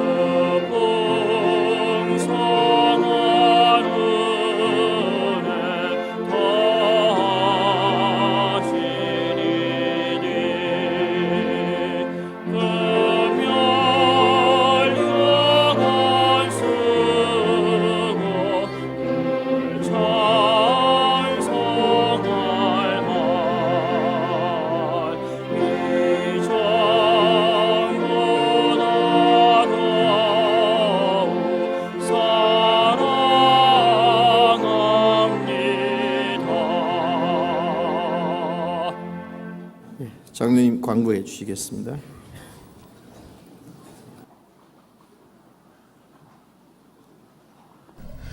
내일부터 목사님 열흘간 탄자니아 선교 가십니다. 위해서 많이 기도해 주시기 바랍니다.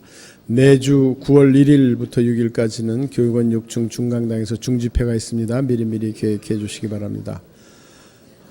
바이섬 기아자동차 매장 앞 이중 주차를 하지 말아 주십시오. 그리고 다음 주부터는 주차 위반 스티커를 강력히 발부한다고 교통에서 경고가 와 있습니다. 그래서 그 길 건너편에 철도청 부지 공터에 주차를 할 수가 있습니다. 봉사자들이 안내하고 있으니까요.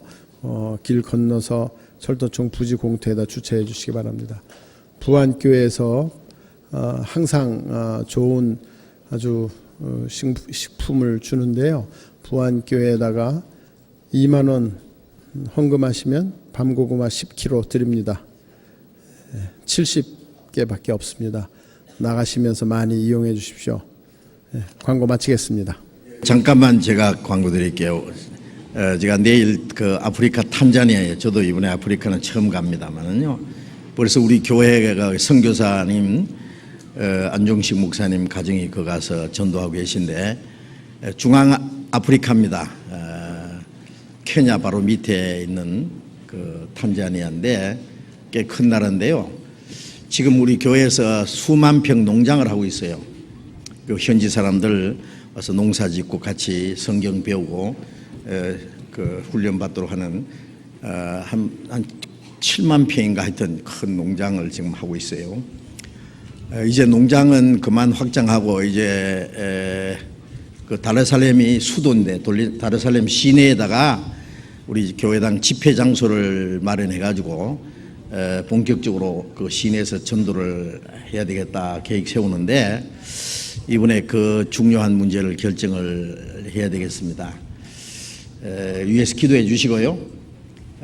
아프리카 전도를 위해서 지난번에는 카메룬 우리 목사님, 전도사님, 형제자매는 많이 다녀오셨죠.